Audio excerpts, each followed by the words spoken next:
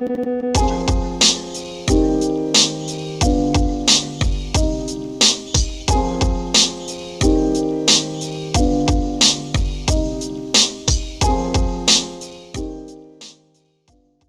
there. You may notice something different today. Yes, I'm by myself, but also, this is not live. This is pre-recorded. Mark is out camping somewhere, lost in the woods. Hopefully he finds his way home okay.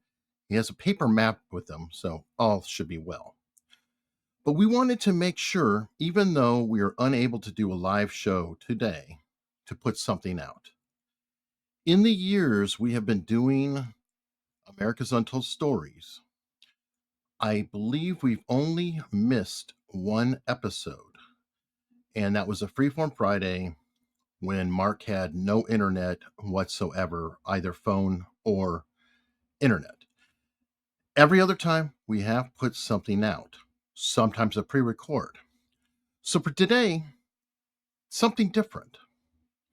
In 2022, Mark and I went to Dallas. This is the first time I met Mark in person.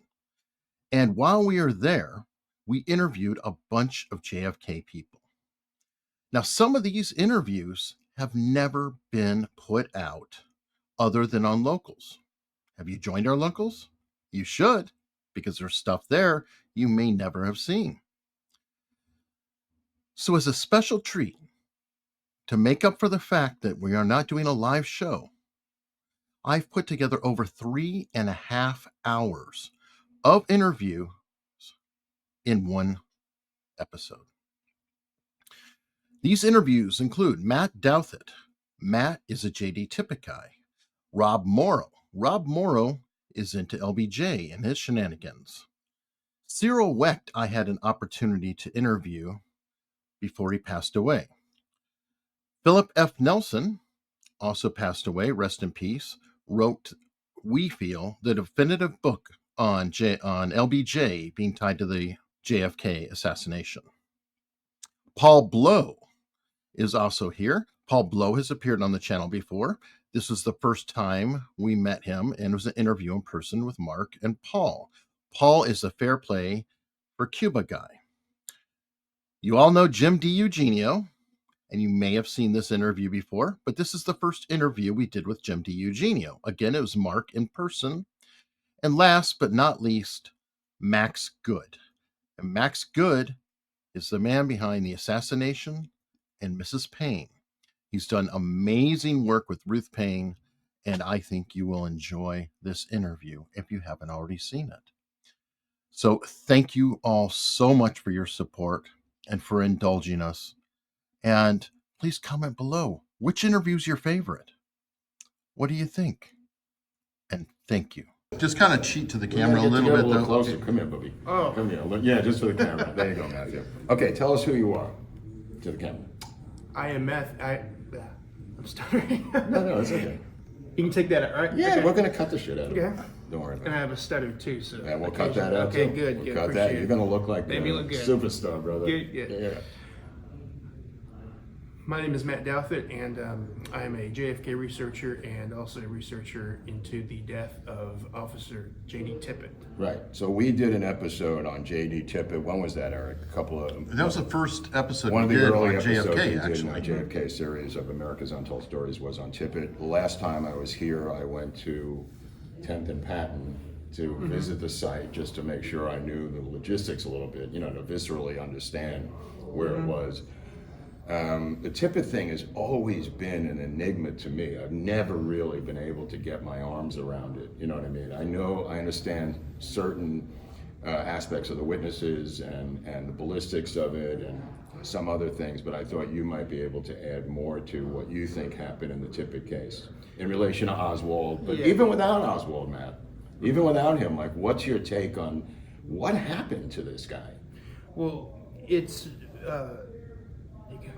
No, relax. Just talk to Mark. Cool. You're cool.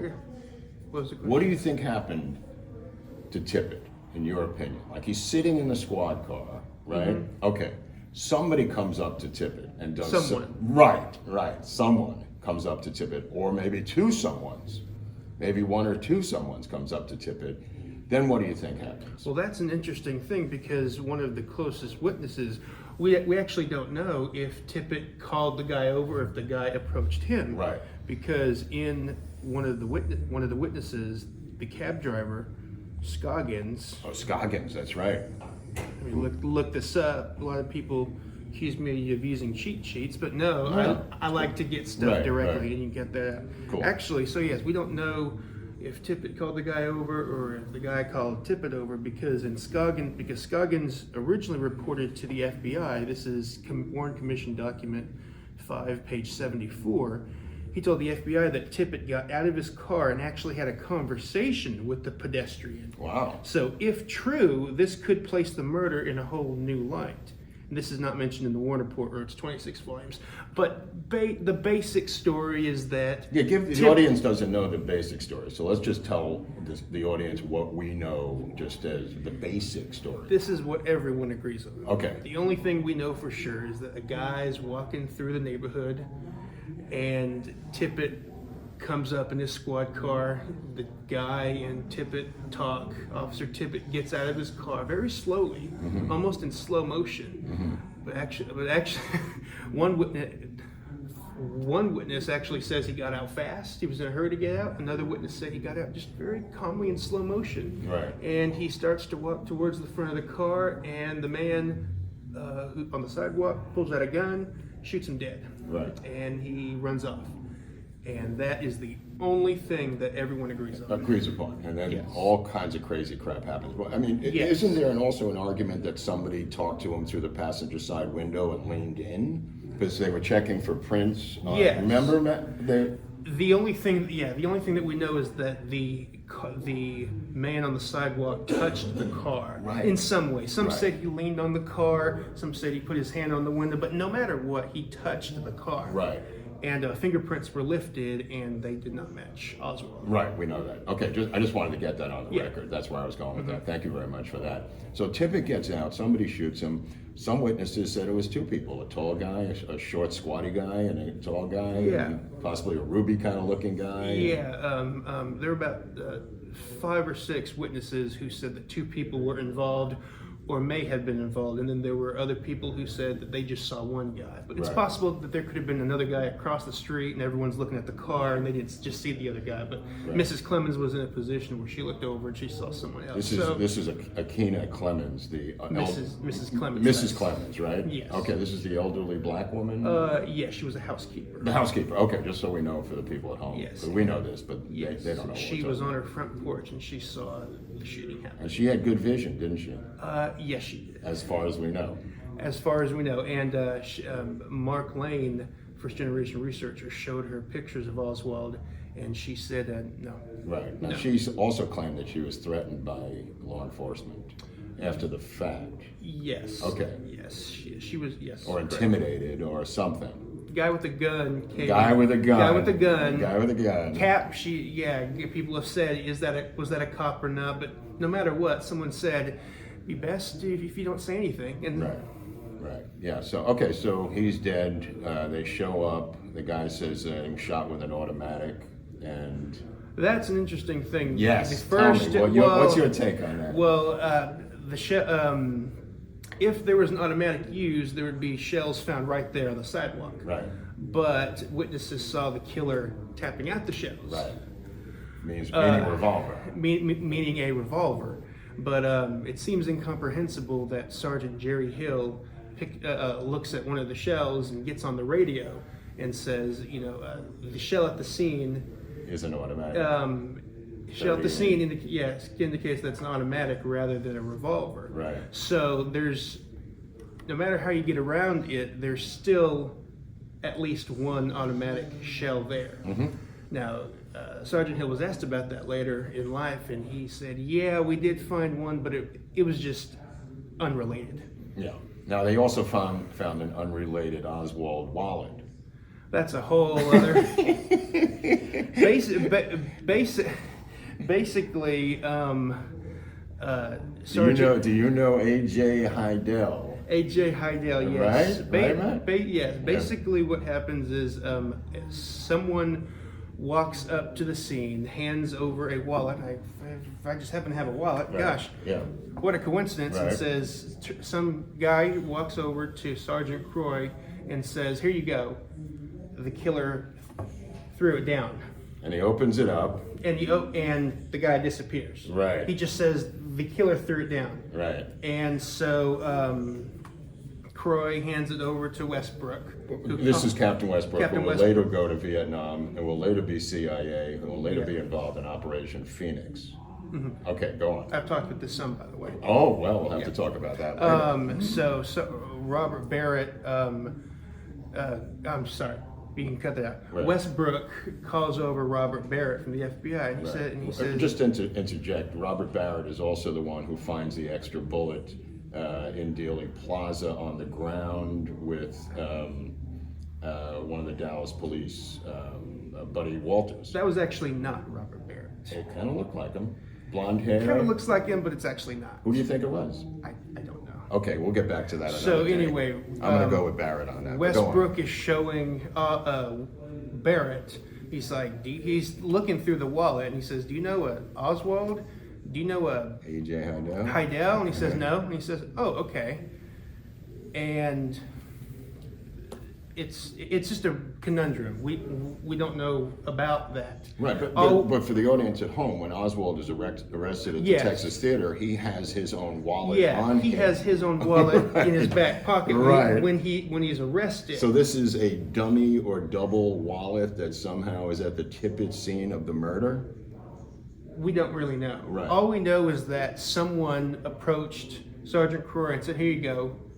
The killer threw it down. Right. But we know that didn't happen because no one leaves behind their wallet And has another one on at a it. murder. Right. Yes. And also, don't forget, Matt, the jacket. The jacket, yes. I think, let's stop. We're going to cut it out. Yeah, anyway. yeah. We'll cut it. I know Whatever you want to say about it. I know just go there's ahead. something else I want to say about the wallet. but Okay, I go just ahead. can't Look, think- say what you want to say. I just can't think about it. Let's see. The wallet's fascinating, Matt. I mean, I always loved the wallet because Westerbrook and Barrett, those guys, somebody knows Heidel because they get contacted by military intelligence out of San Antonio. Yes.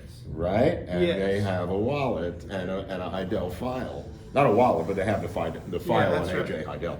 Isn't the San Antonio group the ones that tip off the Dallas police about the existence of Heidel in relation to Lee Harvey Oswald? You're gonna have to cut that out because I have no idea about Okay, that. no, That's we're not my not- area of expertise. That's okay. 1 second. Okay. Well, let's get back to Tippit, Okay. which is your area of expertise.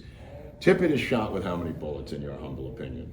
Tippit is shot 4 times. There are 4 bullets removed. From Right. Tippit's Is there a body. coup de grace shot to the back of the head, or in the back, or is he shot in the front, sideways? I mean, what? There was one witness by the name of Jack Tatum.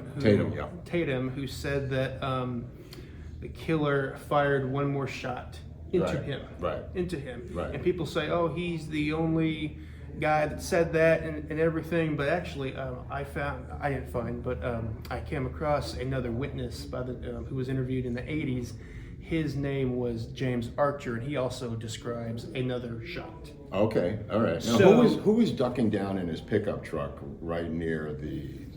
That was the closest witness, Right. Donnie Benavides. And if I could say about the coup de grace shot, if that is true, then that's absolutely significant. That's an execution. And even the House of Representatives, they made a little note in their report that they said that this is an action of not someone who's escaping, but someone who wants that person dead. Dead, right. Good point. Very good. Makes a whole different situation if you're Yes. finishing the guy off on the ground after you're fleeing. Yes. Right. Now, when we did the episode, what I did was we tracked how close Jack Ruby's apartment was to the actual site of the murder, and I found that to be of some suspicious interest to me. Yes. Did you ever look into that, or am I just on the wrong track? Well, the Warner report said that Oswald was walking east through the neighborhood. Had he been doing that, which we know he wasn't, Right. but had he been doing that he would have been headed to Jack Ruby's house. Right. Okay. That's I didn't explore that, but that's a great point. I've never thought of Yeah. that. Now, Larry Crawford is also staying with Jack Ruby at that time, and Crawford flees the next day. Crawford actually says that Tippit and Ruby knew each other. Right. We can't confirm or deny that. That's just what he said. Right. I've been dealing with researchers for years, and one of my revelations was that jacket was Crawford's. Oh yeah. Yeah. The jacket. Tell me about the jacket. Which jacket? The gray white one. Well, I know which one, but because there's one at there's the school book depository that he left behind on the windowsill. there's so many jackets. I There's know. so many jackets that are found. But there's the a- photos of Larry Crawford with the same exact jacket, as you're well aware, Matt. Look, first things first. Okay, baby. The official story is that a jacket was found thrown up under a car, and that Captain Westbrook found it, and that he found it. But in his testimony, he actually said, "No, actually, I didn't find it." So, and that was a white jacket, and we have news footage of it of an officer holding it up. I'm sure you can put a picture right here. Insert it in the video right here, right here. White. By the way, did you ever see footage which I saw years ago from FAU, news footage of the wallet? Have you ever seen that footage? 'Cause I remember seeing that There footage. is news footage of The wallet. officers looking through At the wallet, right, man? a wallet, Yeah. but the thing is that the wallet was never put into evidence. Evidence, right. But if no matter what, there's an Oswald Heidel wallet that appeared at the scene. Right. All we know is that someone said, "Hey, here you go." So But it's similar to the jacket appearing at the scene, is what you're Is it- saying. my thinking is it entirely out of the realm of possibility that if the Tippit shooting had nothing to do with Kennedy, which a lot of people think, I know, yeah. could a conspirator, is it entirely out of the realm of possibility that a conspirator, seeing an opportunity, just had an extra Oswald wallet and went to the crime scene and said, "Here you go"? No. He threw it down? That's insane. That's Huh? totally insane. Well, No, I mean, you've got the police framing Oswald for the Tippit murder. The wallet indicates that. There's no other heavier evidence I could ever come up with of a frame than the police having a wallet of a suspect who hasn't been apprehended, who then has his own wallet on him, man. because the mysterious person who turned the wallet in said, "Here you go," the killer threw it down. Right, I just think it's I don't think there's a person, I think it's Westbrook. There's no person. This is Yeah. Westbrook framing. This is a frame job. I think most people realize The that. thing is that the wallet was never put into evidence. Because So he ma- had his own wallet on him. How would you explain the two wallets? Yeah, but what a lot of people don't know is that Oswald had many wallets. Okay. Yeah, Well, he had various He had a lot of IDs. wallets. He was a government agent, but that's another story for a Right, different but time. I mean, he was able to make IDs at Jagger Childs when he was working there. And Yes. He was right. Okay, just so we're on the same So- page. Now get back to The jacket. The jacket, yeah. The jacket, yeah. So that was the official story that Captain Westbrook found the jacket in his testimony. He said, "No, I did not find the jacket." First generation researcher Larry Harris found the person who actually found the jacket. Wow. And it was a motorcycle cop by the name of John Mackey. So it was actually him who found the white jacket. But then we have another account in the book First Day Evidence by Gary Savage of someone else. Might have been Mackey. I'm not sure, but this guy said, "No, I found it." He was anonymous. He just called himself K. Weird. Mackey. Is that Weird. him? I don't know. Right. So that's a third person. Right. And then we have a woman by the name of Mrs. Slider who saw a man running down the alley. He shed his jacket and just Right. threw it. Right. And that jacket was found by two women who hung it up on a fence post. Okay. And then it was later gone. Right. And then we have a woman by the name, what are we, 4 or 5? Yeah. I've lost count. I don't Yeah. know. We have recently a woman by the name of Mrs. Dean, who said she found a jacket on a tire rack. It was, and just handed it to the police. So what are we? 5 jackets in? 5 And jackets in already. It's really Anyway, basically the jacket that it was found was a white jacket. People who saw it said it was a white jacket, but the jacket that's in evidence right now is a gray jacket. Right. It's gray. Right. It's gray. Right. Right. So, and that gray jacket now has fibers from Oswald's shirt on it. Oh, that's interesting. So, Yeah. if that was the Well, jacket, Marina said that wasn't his jacket. that's the thing. Am I wrong about that? Yeah, it's exactly. Marina, Oswald's wife, hand washed his clothes. Right. And This one had a dry cleaning this ticket. had in a it, didn't dry it? cleaning ticket stapled in.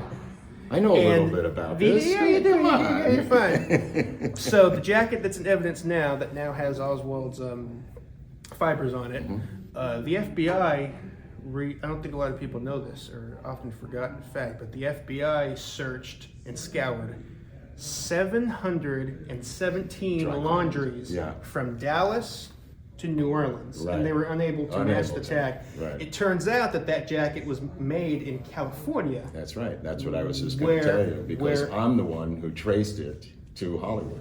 You were. That's right. That's my contribution to the research. I didn't know that. I know you didn't know that. That's why I'm putting it out there. Yeah. I'm the one who traced it to the Hollywood, California store. And Crawford went back and bought another one. That's very interesting. Thank you. We'll have to talk after the jacket. Go ahead. So Okay. the jacket was like I said, the jacket was made in California, but it was only sold in the Upper East Coast, like Philadelphia. And both of those places, Oswald did not work. Oswald did not live as a civilian. Right. Good timing problem. What is the timing problem, Matt? Well, the Warner Report said Oswald. Oh, this is a timing problem of the walk to Yes. Tippit site by Oswald and then directly to the Texas Theater, Yes, this case. which has been walked off by many researchers. Yes, this Okay. case is very, very convoluted and confusing, but to really simplify why Oswald could not have done it, the Warner Report said Oswald entered his rooming house at 1 p.m. and left at 1:03. That's page 158 of the report. The housekeeper, Erlene Roberts, said Oswald entered the house at, quote, approximately 1 p.m. and stayed, quote, no longer than 4 or 5 minutes. And she said that, quote, several minutes later, she looked out the front window and saw Lee standing by the bus stop. Now let's put everything together.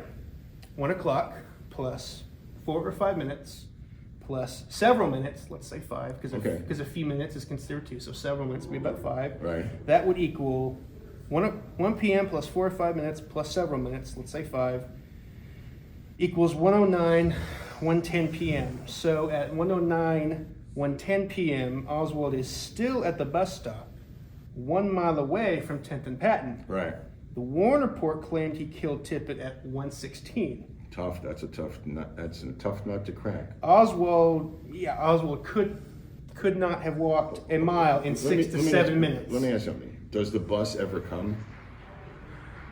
We don't know if he was waiting for a bus or if he was waiting for someone. But in 1998, Dale Myers his book found that Tippit was actually killed at 1:14 p.m., which makes it even better. So Oswald could not have walked a mile in 4 to 5 minutes. So That's right. Lee Oswald is exonerated. Many people have walked that off. Yes. Right. So it still stands that it's almost impossible. And the only Nobody saw him running.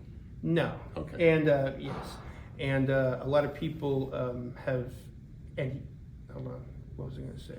Oh yeah, and the only two things that seem to incriminate Oswald in the Tippit case are the fact that the 4 shells in evidence now match to his pistol, Right. and there, out of all the eyewitnesses, there were only, in my opinion, 4 people: Calloway, Ginyard, Davis, and Davis, who picked him out of a lineup.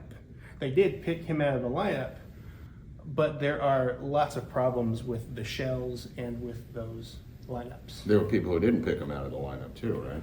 Does Benavides pick him out of the lineup? Benavides was never taken to a lineup. Right, but that was intentional because he was the closest witness. Why would you bring him to the lineup? He's only the closest witness. He said he was perplexed when Right. he told Mark Lane, they never took me to the lineup. Of course I could identify him, but the Right. official story was that he couldn't identify him, but he said he did. Right. His testimony, he said, I got a good look. Yeah. He gave the best details. What about the guy who was shot in the head and then flipped his ID of Oswald a couple of days later? in the car dealership. Warren Reynolds, yes. Reynolds, yes. He's still alive here in Dallas. Was he have a hole in his head? I have no idea. It hit him in the glasses right here. Okay. It exited somewhere over there. But Then he quickly identified Oswald afterwards. look, here's what happened according to Warren Reynolds. Warren Reynolds said, basically said, I would hesitate to say whether it was Oswald. He was shot in the head, and then immediately he did a 180. Right. Bill Pulte, Dallas researcher, caught up with him. I'm sorry, not Bill Pulte. Someone else. You can cut that out. Mm-hmm. Later in life, Later in life, Warren Reynolds ultimately said, "Look, I was too far away. I could not make an identification. But because I was shot, I changed my story." That's basically, I wanted to get that on. Yeah. Okay, that's a good place to end. I think it's a good place to end. That's I it? think, no, I mean, Just we can kidding. talk. But so anyway, so there's this woman, Roz Wyman, who 86 years old, head of the Democratic Party. She was the youngest city councilwoman in LA history. She brought the Dodgers from Brooklyn to LA. Right. So I would go to all the playoff games with her, with friends and mutual friends, and first row seats all the time. For Dodgers, right? Yeah, for Dodgers. This is one reason I'm in LA. Can you guys cheat to the camera a little bit? In here? Like this. Yeah, just kind of each other, but so that way we can get a focus on it. But it's recording, so Okay, whenever you so- want to roll, go ahead. Anyway, so Roz Wyman and I were at these games for years, all the playoff games. Rose Wyman, yeah. Right, and she is the head of politics in LA. Right. Just her husband was the California State Democratic Party chairman, big MAGA. So I said to her, I'm doing some research on LBJ. And she says, yeah. I said, were you here in the 1960 convention? She said, of course. She was the one chaperoning him around. And I said, Roz, did he ever take you shopping for a bathing suit? And she pauses and she goes, yeah. And I said, did he make you try it on? And she goes, oh yeah. LBJ did. And she finds LBJ. Summer of 1960 in LA. 1960, summer of 1960, she told me. Did she admit that? She smiled and said he had me try on the bathing suit. As you know, the bathing suit try on. He would do that often with his ladies. He'd buy them a bathing suit. Exactly, which was Yeah. code for sex. So she just smiled and she said, yes, I tried on the bathing suit. Smiled at me. But from that, and she knew I was researching LBJ for a script. That sounds like LBJ. Right. But she just passed away, so that's why I'm bringing it up. I thought you'd like it, That's a good anecdote. Okay, thank you. Okay, so where are we? Who is this guy? Okay, Rob Morrow is the world's leading expert on LBJ. He is the most stable genius involved in LBJ research. Tuscaloosa, Alabama, went to UT, went to Princeton, lives in Austin, trying to convince me to move there. I've got my doubts, but he's working on me. Definitely on the list of places to check out. Yep. So we're here at the CAPA conference, Citizens Against Political Assassination. I don't know who's not against political assassination, but this particular conference is one of the oldest ones. Lyndon Johnson wasn't against political assassination. He was not a member, but we've got badges, Eric and I. So I'm going to talk to Rob Morrow about, and we can't get off the track because we could go crazy down some rabbit holes. I want to talk to him specifically about Mac Wallace and his relationship to LBJ and whether or not Mac Wallace was involved in the assassination. And what was his relationship with LBJ? What was his relationship? We're going to do a show on Tuesday coming up just about Mac Wallace for America's Untold Stories. So what I wanted to ask Rob was about just the background of Mac Wallace growing up, going to UT, or as far back as you remember about Mac Okay, Wallace. who was Mac Wallace? Who was Mac Wallace? Okay. Mac Wallace was a young man back in the 40s who grew up in the Dallas, Texas area. Right. And I think he went to Woodrow Wilson High School. That's right. I may be incorrect. No, you're right. And then he ended up going to either University of Texas or he got put in World War II. He got wounded in some way, maybe carrying a ladder or something, and threw his back out. And so he decided to re-enroll at the University of Texas in the mid-1940s. He was a very charismatic person. I think he was a member of the Friars of the University of Texas. That's an elite political group. Don't forget he was the quarterback of the high school football team. Okay. Woodrow Wilson. Yeah. He was a star quarterback. Star quarterback of the football team, but he injured himself like his back in the Navy, okay? So, but he's a personal guy, and so he got himself elected as the president of the student government at the University of Texas, probably in the year 44 or 45. Okay, so he hooks up with this girl, and he marries her, whoever she is, I think her name was Andy or Andre or something. a bisexual woman who eventually divorces him. They're both alcoholics, I guess, heavily drinking. Mac Wallace gets into a lot. But he hooks up with Lyndon Johnson. But what he does, let me tell you what he did first. When he was a student activist at the University of Texas, he's a student government president. The Board of Trustees at the University of Texas in the mid-1940s were like hardcore right-wingers, okay? And they did not like Homer Rainey, the president of the University of Texas. It was the classic liberal versus conservative battle. And they're like, this guy is letting too many socialist professors on here at the University of Texas. We're going to fire this guy. We don't want to hear about these socialist professors coming after our oil industry or whatever. So they tried to fire Homer Rainey, and I forget whether they actually did or didn't. But Yeah, they did. They did. They fired him. Yeah.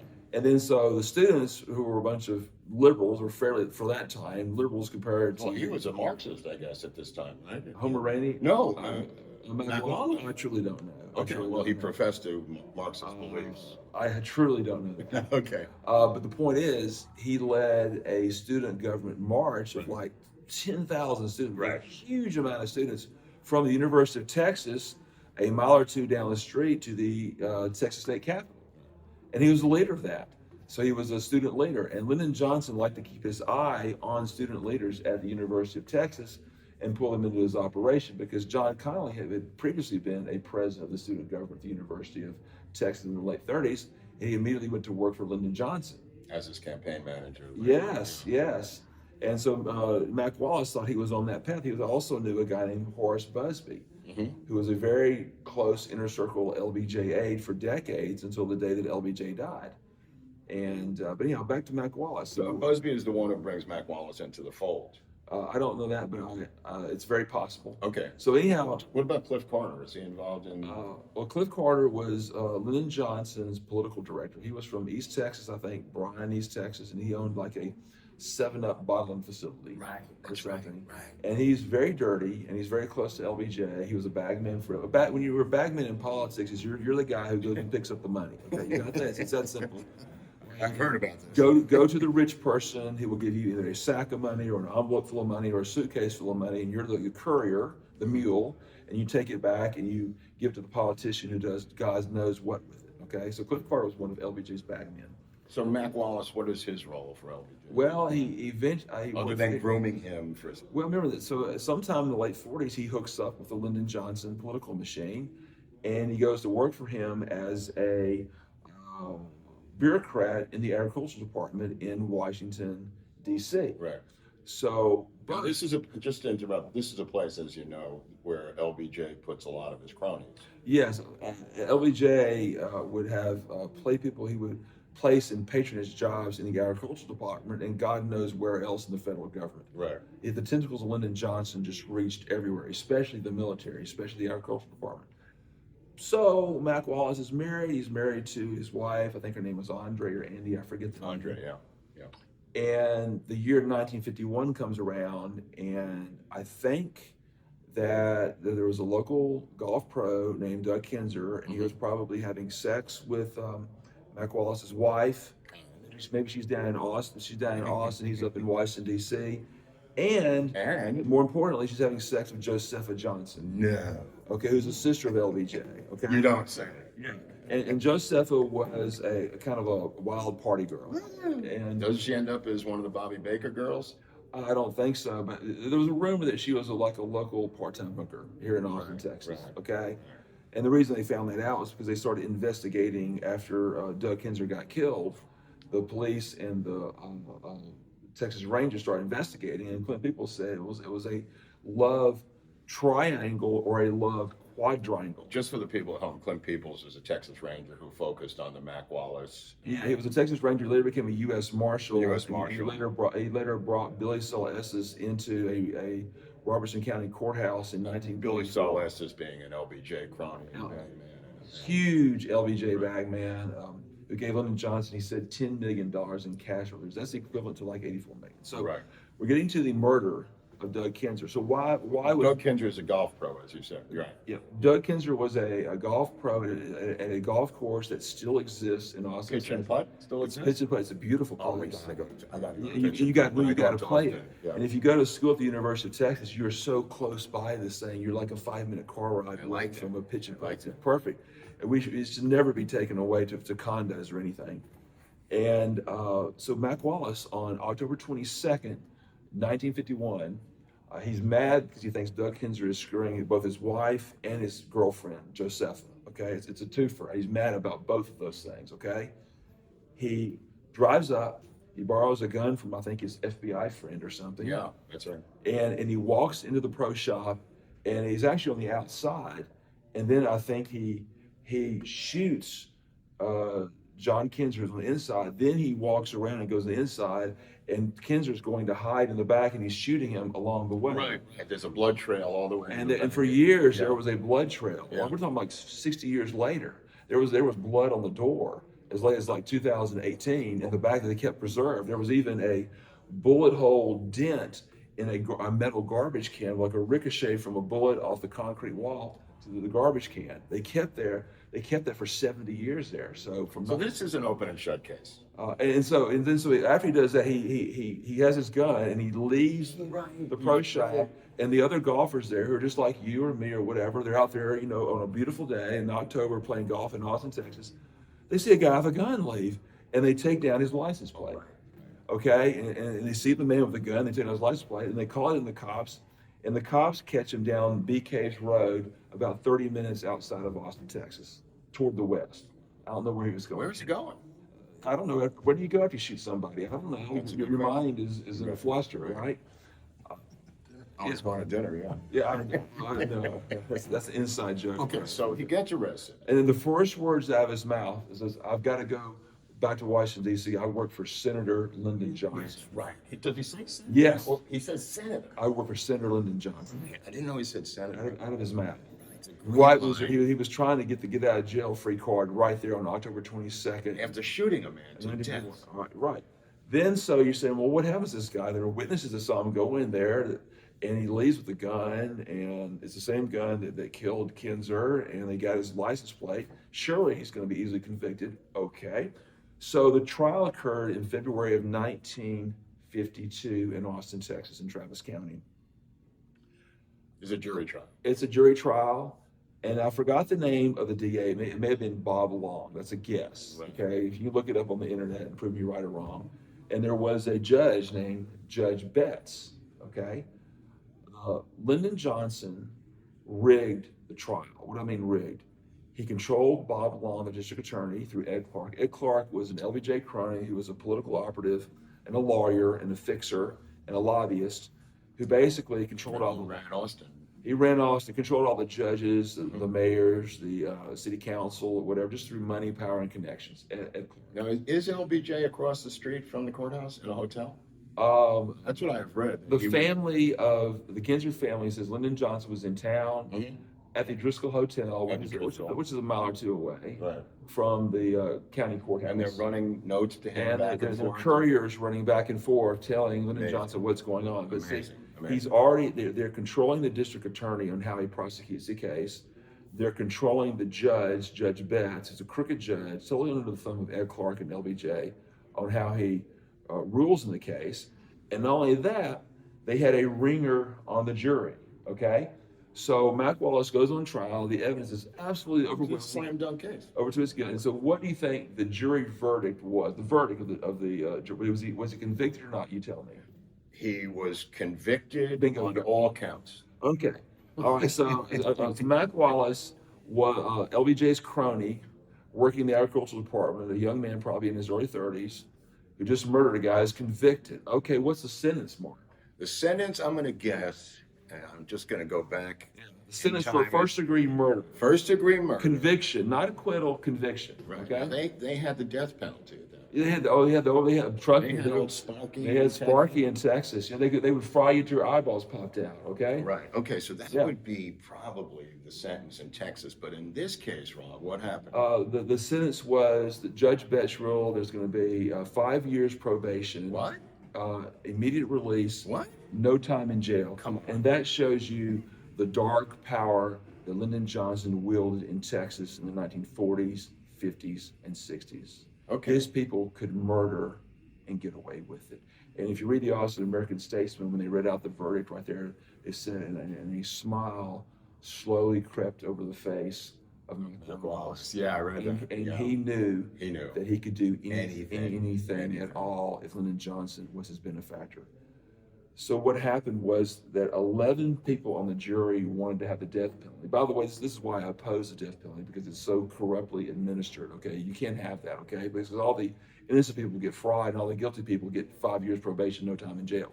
Not all of them. Not all of them, but enough of them Jay to. cronies. I mean, yeah, you know, O.J. Simpson slit two people's throats and he walks out and he writes a book, If I Did It. Wait a minute. What are you trying to say? Yeah, okay. So 11 on the jury wanted a death penalty as a sentence, and one wanted life in prison. That was the ringer, Right. who I think later got like a post office job. Yeah. in LBJ. Yes. Okay. That's how corrupt. See, listen carefully. Lyndon Johnson and Ed Clark had rigged every angle of this trial. They had controlled the district attorney on how he prosecuted it, and they definitely did not bring up LBJ's name or anything like that. He controlled the verdict issued by Charles Betts, a crooked judge under the thumb of Ed Clark, and they even had a ringer on the jury. And some of the jurors were saying that they'd received visits from people who were threatening them at their front door or whatever. You know, an intimidation campaign was going on at that time. And so Mac Wallace is let out of jail on February 22nd. I forget the exact date, February of the year 1952. 52, yeah. Why don't we, that's a good place to stop. I just wanted to cover that early part of Mac Wallace. We're going to get into the later part in the episode. We'll probably use your footage in the front, and then I'll get into the stuff. That'll work great. That'll be great. Nice to see you. Meet you, Mark. Good to see you, brother. Today we are joined by, is it Dr. or Professor Cyril Wecht? Doctor. Doctor? Okay. Totally an honor to meet you. You are, in my opinion, one of the top two. Would it be medical examiner, forensic scientist, pathologist? What would be the right term? Well, I'm a forensic pathologist and medical legal expert. Okay. And the term coroner is thrown around a lot, but from what I understand, that's not the same thing. That a coroner could be an elected No, the position? coroners came over from England and then was established in America as one of the elected positions in usually county government. And then the first medical examiner system was adopted in 1877, and that became an appointed position. And the best programs are those that require a board certification in forensic pathology. The work objectives, however, are the same. So it doesn't make any difference, really, even though the coroner may be a funeral director or somebody with no background. If he or she knows what needs to be done and reaches out to utilize appropriate experts, then the work can be done most efficiently. In fact, some of the major debacles and mishaps have involved medical examiner offices, perhaps more than coroner's office. Because of the political Yeah. influence. Is this something that is getting worse or getting better over time? Well, I think it's getting better in terms of the use of forensic pathologists to do medical legal autopsies. And violent, sudden, suspicious, unexpected, unexplained, medically unattended deaths, known, suspected, or alleged homicides, suicides, accidents. It's getting a lot better than it was decades ago, but it's still a long way from what it needs to be. Okay, well, since you've been, I don't know if I call you a whistleblower, but you've been very open and upfront with everybody. What would you say are things that a community should watch out for to know if there may be a problem or if everything's running? Well, a community should follow these cases and see how they're handled. The district attorney's office, the prosecutor's office becomes involved too, and that makes the situation much more complex, multifaceted in terms of how they are handled. But you can begin to get a feel if you pay attention. Unfortunately, not many people pay any attention to these cases, and then it's difficult for them to know really what goes on behind the scenes. I can imagine. Now, is part of it because honestly we're squeamish as a Yes, of species? course. People don't want to deal with death, of course. And how has that been for you over your career, educating? Because you're also a professor, from what I understand. Yes, I have professorial positions at the University of Pittsburgh, and at Duquesne University and Carlow University in Pittsburgh. And I've dealt with these things in teaching students in forensic science and legal medicine for many years. Okay. And are you still practicing now? Yes, I'm still practicing. I'm cutting back on the physical performance of autopsies because of my age and bad back. And I review, though, all the autopsies that are done by someone who trained under me. But I'm continuing with my medical legal consultations. These are for plaintiff and defense attorneys in civil cases, for prosecutors and defense attorneys in criminal cases, in all kinds of um, medical legal issues, and consultations from all over the country or sometimes from foreign countries. That's amazing. Now, I'm curious because I'm a big tech nerd. So I'm online, I'm doing everything, social media and whatever else. Has technology and computers and internet communication facilitated even more for you? I would say that these things certainly have facilitated just procedurally. However, from a substantive standpoint and so on, really, there's nothing new. DNA and some improvements and advancements in the field of radiology into CAT scans and PET scans and so on. But basically, nothing has changed in terms of determining cause and time of death and manner of death. Nothing really has changed. Okay, I'm glad you brought up DNA. One thing that comes up quite a lot, and because I talk to law enforcement, a ton of FBI or whatever, they hate the quote CSI effect. Is that something that you have faced in real life too, that juries and whatnot are expecting that you're going to give them information that's miraculously above and that puts a smoking gun in somebody's hand because of technology that's really not able to do as much as they expect? That's quite true. The juries have come to expect based on what they see on television, but it doesn't play like that in real life. In fact, on voir dire examination of prospective jurors, they are asked many times, what programs do you watch, and so on, to get an understanding of what that juror might be looking forward to. And I imagine that you're called in as an expert in testimony, or at least were. Is that something you've had to battle it out with one attorney or another who may be implying that something could be falling short because it doesn't have all of the bells and whistles?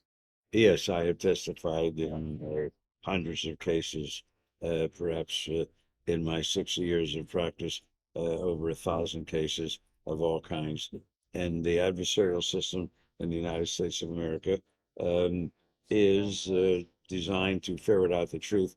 It can become quite antagonistic and even obnoxious at many times. The lawyers say they're seeking justice, but what they're seeking is the best interest of their clients, including prosecutors.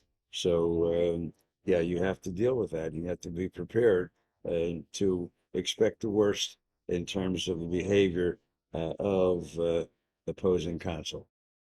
Well, on that note, especially being an adversarial system, and I agree that I don't think they're really seeking out the truth. I think they're seeking out a victory on both sides. Do you feel the system works? Well, it's like Winston Churchill said about democracy. It's a terrible form of government. There's just nothing better. So the adversarial system, um, it's what I say. It's difficult and sometimes does not lead to the right result. But I don't know what the alternative is. Fair point, fair point. Now to pivot, because we are at the Kappa conference right now, and from what I understood, this is your conference. Well, I'm chairman of Kappa, have been since it was established some years ago, and I work with colleagues in putting everything together. Yes. Now, this is about, I don't know, what we say misrepresentation or mishaps or an alternative to the quote official record of the Warren Commission and the JFK assassination. Would that be a fair statement? Well, that's there. Yes, to examine what has taken place, the Warren Commission, the Clark Commission, the House Select Committee on Assassinations, all of these things, and dealing with the facts and the objective findings in the assassination of President Kennedy.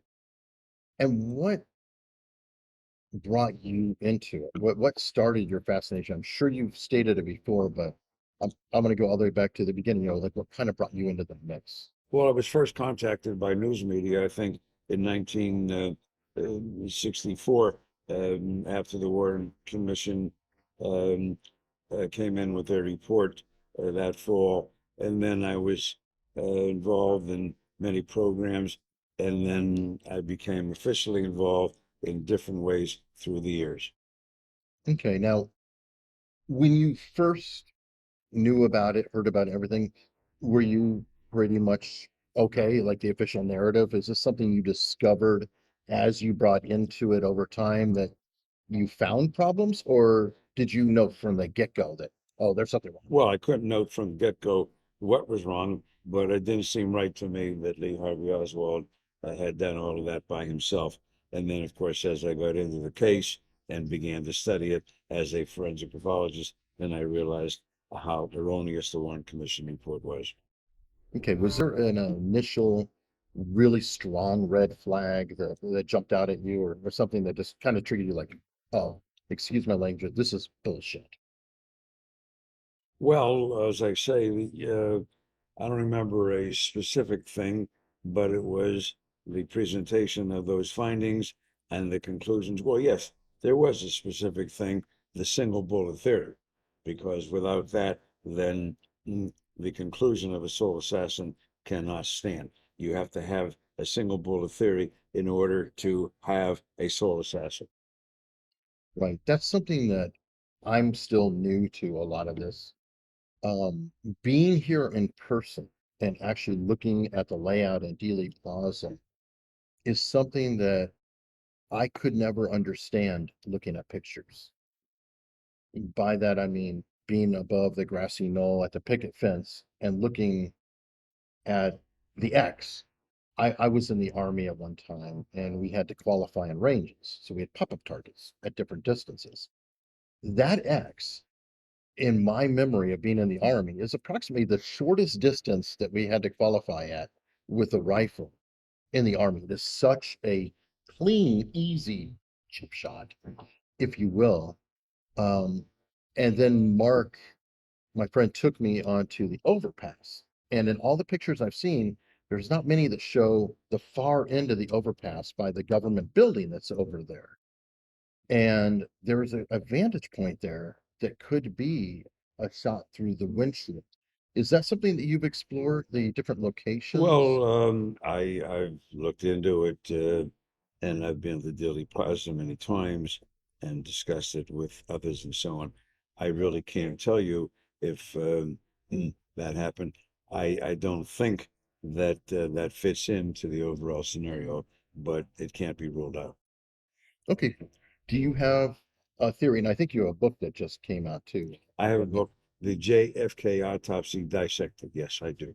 Excellent. It's a very good book, and people who are interested in this case, I recommend that you read it. It'll give you a full background of everything going in, and then discussions about Lee Harvey Oswald and Jack Ruby, personal interviews and meetings with Oswald's widow, and many other interesting characters. She's still around too, isn't Yes, she? she is. Yes. Have you spoken to her? Oh, yeah, we had luncheon meetings and correspondence for some time. Marina Porter, her married name, Yeah. her Wow. second husband. So she's been able to move on beyond Oh, the yes, things of her life. and she's had children that are successful. Yes. Well, that's excellent. That's excellent. Okay, well, one last question to wrap everything up, Yes. and it's an oddball one. What is the one question that I should have asked or you've been waiting to be asked? No, you've done a good job. And in a brief interview, no, I don't think you missed anything. You've gotten out my beliefs, my rejection of the Warren Commission report, the single bullet theory. Um, the one question could be about the fact that the autopsy pathologists were totally inexperienced, had never done a gunshot wound autopsy in their entire careers. What a disgrace for this great country of ours, the United States of America, for the assassination of its president in broad daylight in one of the largest cities in the country, and to have this autopsy with the complexity of determining entrance and exit wounds, angle, trajectory, range, sequence, and correlating those wounds with the wounds in John Connolly, that they were left in the hands of Humes and Boswell and Fink, who had no experience at all. Fink, limited experience, but mostly with wartime military shooting. Humes and Boswell, none. So that's the point that I want to make. A question you could have asked, but that's okay. And I've answered it. So I think that really lays it out. Well, thank you so much. And we can find your book on Amazon. Yes, on Amazon and McFarland Publishing Company. Yes. Fantastic. Thank you so much for your time. Thank you. Yes. I hate everyone. And I love you. So Oh, that's terrific. it's terrific. But I wanted to talk to you a little bit about, we have a theme because Tuesday we're doing an episode on America's Untold Yes, Stories, which is our unfortunately, YouTube the present channel, time by the is way, gonna blowing up pretty Let me ask around, see You know, if anybody terms else of, has the contact on him. the Kennedy series. I'll see you later. So what we're trying to do is Yeah. episodes on each person involved. You know, we interviewed Max Good. We did 2 episodes on Ruth Payne. So we're going piece by piece through different individuals. So Tuesday, we're doing Mac Wallace. That's why I wanted to talk to you. Oh, Your take on the whole Mac Wallace thing. I started to read Joan Mellon's book, and I had it, like I said, and I never opened it until now. And I'm reading this, and I'm like, what the hell is going on in this book? yeah, it's a reverse thing. And it's like up is down, white is black, there's the gray. Right. And What did you make of that? I mean, well, I don't want to go make any accusatory remarks that aren't true. I don't want to defame anybody either. Right. However, on the other hand, I can't say that there was a rumor that was prevalent at the time of the publishing of her book, which suggested that there were people, unseen forces, from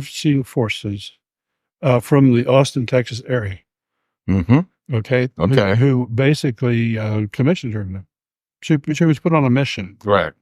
Nobody in their right mind, I think, would actually could do what she tried to do and think it's going to really survive in any rational test. Especially by researchers in this community that you're part of. Yeah, Right. especially when. Hello, Eric.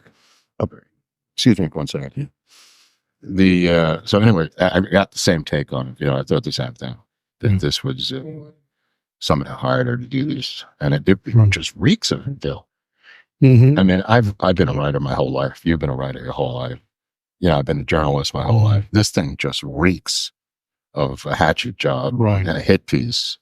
Right. Yeah. Well, that's why I chose to write the blog. I assume you. Yeah, I read it. It's marvelous. Yeah, I read the whole thing. Yeah. I read all the parts. Great. Great work. I thought it pretty much took all the, stem out of that argument. Right. And, and I'm not sure what it all means, however. And all I was trying to accomplish is to straighten the ship, a little bit more towards the truth thing and expose some obvious, misstatements. Shall we just leave it at that? Okay. Well, what Phil is talking about, for people who don't know, is Joan Millen's dispute with the fingerprint analysis and the two original fingerprint analyzers. She throws them under the bus, brings in an FBI agent. Right. Who wouldn't be biased at all? No, I'm reading at him and I'm going, are you kidding? How is this dog going to hunt? This is just crazy. Yeah. And not only that, he gets access to his original naval fingerprints, is I think what he was talking about. And but there's 6 other places that you point out. Right. There are people who've come forth and examined this closely. Not me. I'm no fingerprint analyst myself.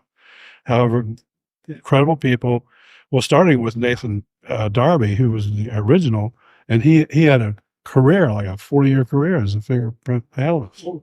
And he was certified by all the certification outfits there were. But on the day he retired, well, he no longer credible. How would he know anything? He didn't have a certification. He lost the certification immediately, and, Right. and therefore that was the. I mean, it's so transparent. All of What she's attempting to do. Yeah. I was shocked. And then the other thing that's beyond belief is that she used Mac Wallace's family, who have always said, they didn't believe the story that he even killed Doug Kinzer, much less anybody else. They don't even believe the Kinzer kill. Yeah. Well, I mean, she actually Mellon thinks and the family thinks that's a justified murder. Oh, my I mean, Lord. the guy's wife, she's Muslim, yeah. Right. Couldn't have that. Right. Wow. It's pretty amazing. It is Texas. Yeah, at that time. Yeah, it was 1952. Two. Yeah. 1952. Yeah. Yeah, it was Texas. And if you remember that culture in that era, It is not. if you want a reminder, just watch the movie Giant by James Dean. I just recently watched it again. Yeah. But anyway, I just thought it was so obvious. I couldn't resist it. Someone had to do it. Yeah. And I waited. I'm surprised nobody did it because I didn't hear a thing until I read your blog. Yeah. When did you write that? That was just maybe 6 or 8 months ago. Oh, that's why. Okay. Yeah. That's what I figured. Yeah. Yeah. Yeah. I guess in a way I was waiting for someone else to lead that. Nobody did anything though. Yeah. It's like they were some, 2 or 1-star reviews, I suppose. I don't know. Right. But not really. No one ever rebutted. But now I'm concerned about the Garrison books you did. Well, it does lead you to. I hope. Yeah, it doesn't. Right? Yeah. That was twisted around in another way, of course. But, there is a story of 2 Garrisons. Okay. And one was someone who really was hooked up to the Marcello. Okay. Yeah. He as much as he denied it, well, of course it was there. I mean, it's absurd not to realize that. So anyway, he, do you think he went easy on Marcello's, yeah, I think so. Okay. I mean, you're not alone. I'm not alone. I mean, there's a book written by a French guy, Frenchy Brelet. Right. Have you read that? No, I know the name. I've read Yeah. the book. Okay. Right. What's a great book. Okay. It straightens out a lot of. I got to get that controversy. now. Okay. Book fun, Hunley. It straightens out a lot of that controversy Right. about the Garrison, the good guy and the not so good guy. Right. And so my feeling about Garrison, it had always been positive. Now I know he did have to live in the world of reality of 1960s New Orleans. Right. God knows what that was. I mean, Yeah, that was, crazy town. well, always was. And Right.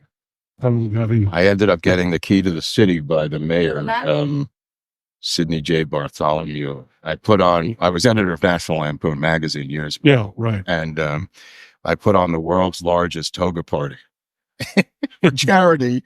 And it's a long story, but I got the key to the city. So I have some experience in New Orleans. Yeah. Wow. Well, I've been there enough to understand. Me too. So, Right. but before and after the flood. Right. I used to make a lot of business trips when I was in my insurance. Right. Down there. Well, Oswald's basically a Frenchie coming out of the French Quarter scenario, right?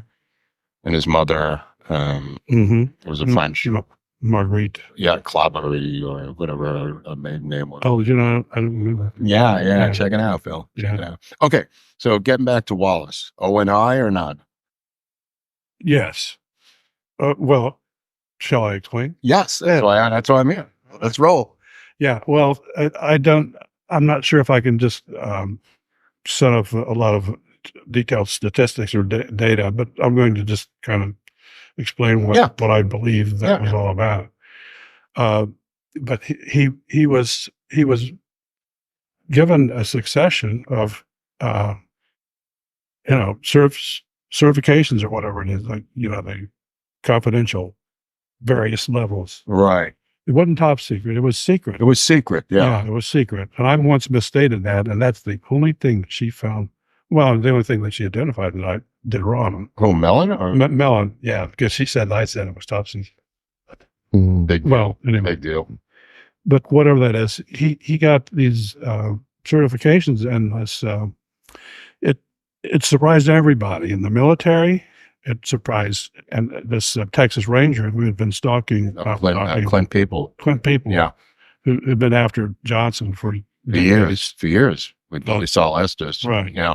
Yeah. Well, he questioned that. He could not believe that anybody would give Mac Wallace any kind of clearance. Right. I mean, it turns out, we know now that Mac Wallace, he must have had, and I'm no psychologist, I'm not a psychiatrist, and I never wanted to be, by the way.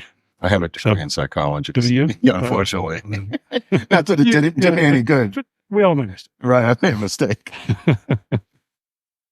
But I think he like Johnson, had an amalgamation of issues, beginning in his case. That's being polite. Yeah. Bipolar. Right. Manic depressive. Right. And alcohol, too. And the other thing, he was a sociopath. He had to be. To go out and just do a series of murders, which we know he did, despite what Mellon was doing. When you say series of murders, you're talking about Marshall. Well, yes, all of the associates, just for the all the people who were on the list that was constructed when Johnson met Billy Saul on the runway of an airport in, I think it was Midland, Texas.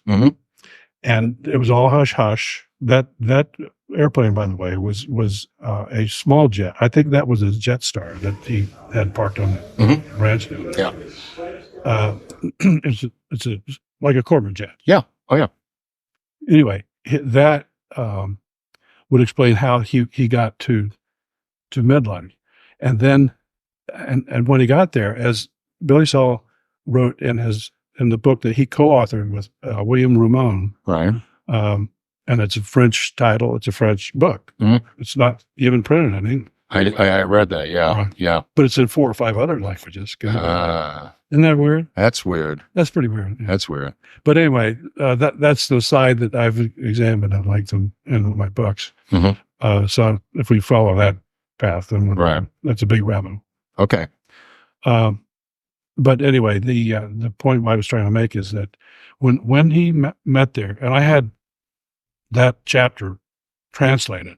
I actually did it online. I could do this.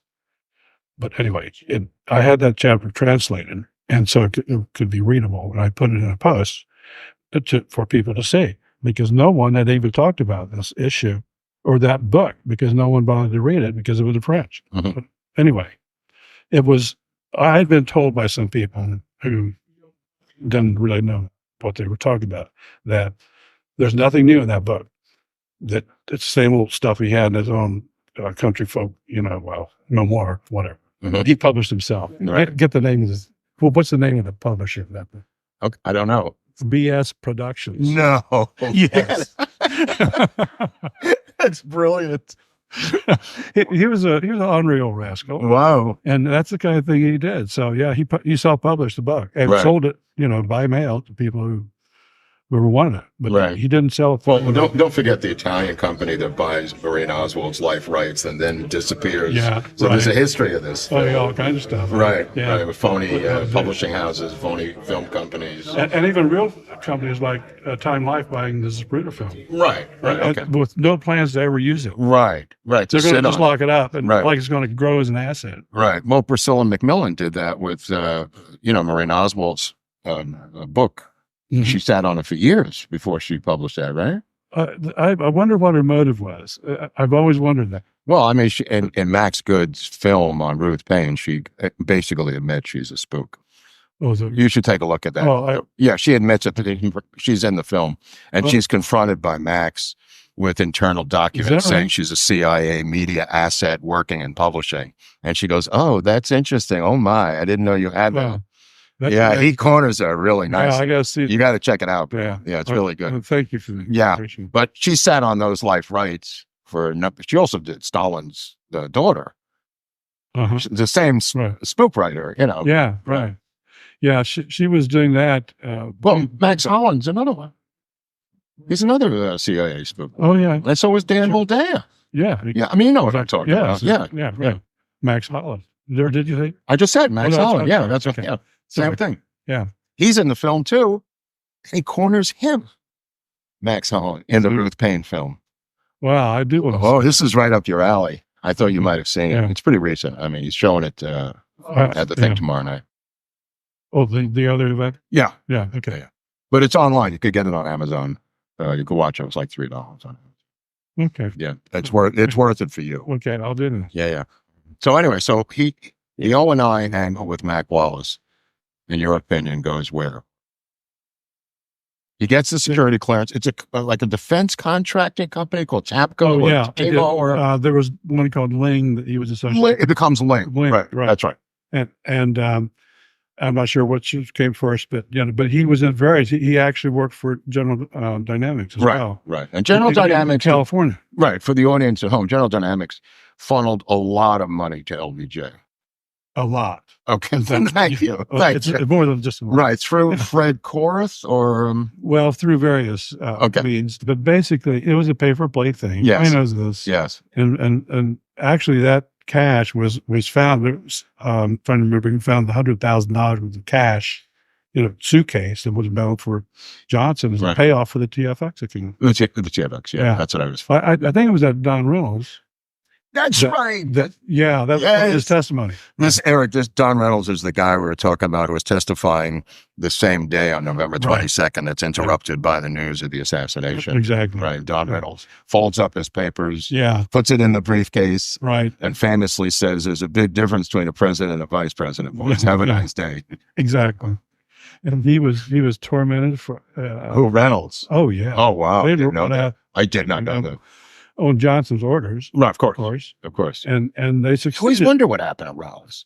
Well, now that's an interesting story. And let me just start by saying that he was tormented like viciously and threatened. All kinds of. His house was burned down in No. Western Maryland. No. Yeah, and other things. I don't remember all the details, but I think that maybe one of his pets got killed or something. Oh, my God. It was just vicious stuff that was going on. Right. His grandson visited me last summer and stayed overnight actually because he was on a drive to do research, and he had to go to South Carolina for other reasons, just to visit somebody. So he'd stop by my house. Then he was headed to Maryland, where he was going to interview other people around Fulton, Maryland. It's far west from Cumberland. About that, because there were old newspaper articles about that fire and a lot of I've never heard of it. Wow. yeah. He's working on a book that he's going to reveal all this. Who Oh, knows great. when? Right. I have no idea. Right. He- Sometimes he- these relatives get into a book, it takes decades. if you as an aside, if you go to the Catholic conference, he's hanging out over there. Oh, he I is? believe. His name is Bob Nelson. Oh, that's what Morrow mentioned that. Okay. Morrow mentioned that Oh, to me okay. this morning. Yeah. Right. Okay. Good point. Yeah, well, Good point. just don't leave Morrow's name in here. I'm just saying. We just interviewed him. Don't worry. Yeah. A couple minutes just on Mac Wallace. But Oh. okay. So Mac Wallace's son is used by Joan to justify the fact that he was in California. Yeah, Right. His own son, of course, and they had made amends, I guess, or felt sorry for the poor fellow. And the blog that I wrote, I put in the question about whether he was really killed in that accident, in January yeah. of 1971. Yeah. There's a big question. I know. What is that? Well, He shows up at the funeral of Billy Saul yeah, Estes? years later. That was in 2013. Right. He allegedly showed up at the funeral of Come on. Billy Saul Estes. Okay. And was seen by a lady who was the last one there Who faked? during the visitation. Well, she almost did, but she was there alone initially, and then suddenly she felt the presence of another person. She looked around. And here's a big guy, tall, big, and wearing those horn-rimmed glasses that he was so famous for. But she didn't still recognize him until she heard the voice. Yeah, heard the voice, and she knew immediately who it was. And that's where she lost. Well, she ran away to the ladies' room and lost her lunch. Right. Okay. Yeah. And probably her mind as well. And her mind as well. What do you think that was? Well, I mean, all we have is this story that appeared in the book that was referenced to. And I don't put it past them because I could connect that actually to the circumstances of the automobile accident that allegedly took his life. Right. Because there were no witnesses. Right.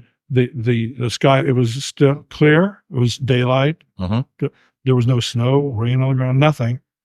And suddenly somebody reported that this 10-year-old Chrysler had been spun around or something and ran right into a concrete abutment or a bridge or head or something. And you can see with the car that's how it happened because the whole side had caved in. And he was allegedly found dead. Now, I had heard some other stories, basically from Billy Saul in that other book, right, about how they would use cadavers to replace they had the contacts who would be able to provide a cadaver in a car, fit certain specifications. Right. Yeah. And this one would be one of those scenarios. Wow. I mean, maybe it happened to Lee Bowers. He went to the concrete abutment too, Lee Bowers. Yeah, that could very well be. Right? Maybe there's an island where they're all alive writing blogs, Phil. The island of Misfit Crony? The island of Misfit Crony. Yeah. Wow. Well, I don't know about that. Just taking it to the next level. I've never been accused of speculation. No. Before. No. And I don't want to start now. Right. Okay. Right. But I connected other rumors that I felt were credible. Right. Well, the source of the money for the book that you told me off camera the other day is interesting. Yeah, right. Yeah, we don't have to say it now, but that is an interesting Mm-hmm. real source. A real source. Real source. I mean, that's a legitimate name with connections to find that kind of thing. Right. Yeah. Well, anyway, it's anybody's guess as to whether Mac Wallace was still alive in 2013, or maybe even now. It's possible. Right. But in the blog, one of the things I stated. Can we post the blog on our? Oh yeah, sure. I mean, that'll give it a lot of. Oh yeah. Yeah, because we got like 2 million viewers now. Oh my God. Yeah, it's insane. It's gone crazy. That's terrific. Yeah, it's gone berserk. Yeah. And the Kennedy stuff, even though we do all these subjects, how many videos do we have on just JFK?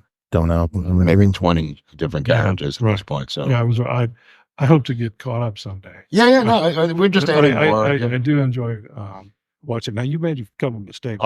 As everyone said, what did I do now? Go ahead. No, tell me. I didn't even remember. I see. Just because I'm winging it. things. I'm winging it. Yeah. This is just That's what everyone says. Nothing of great important. Okay. We interviewed a kid just now about Tippett. We did an episode on Tippett, and he said, you made a Barrett instead of Bennett or something like that. I said Bennett instead of Bennett. Barrett.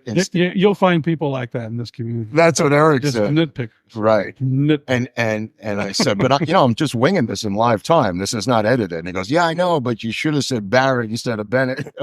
Credit to Rob Morrow, by the way, though, because Morrow came up and said, his name's something like this. Don't know if it's right. Look it up. Yeah.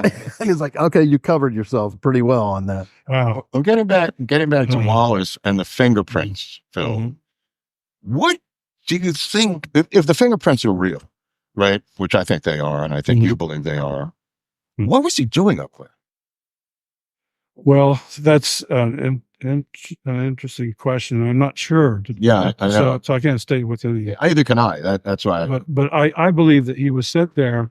I think that all the lead parties had to have a chip in the game, Yeah, and he was a chip. yeah, And he was doing whatever he was told. I would suspect that he was either just ensuring that everything was running smoothly. right. Whatever That's what I a thought. foreman might do. Right.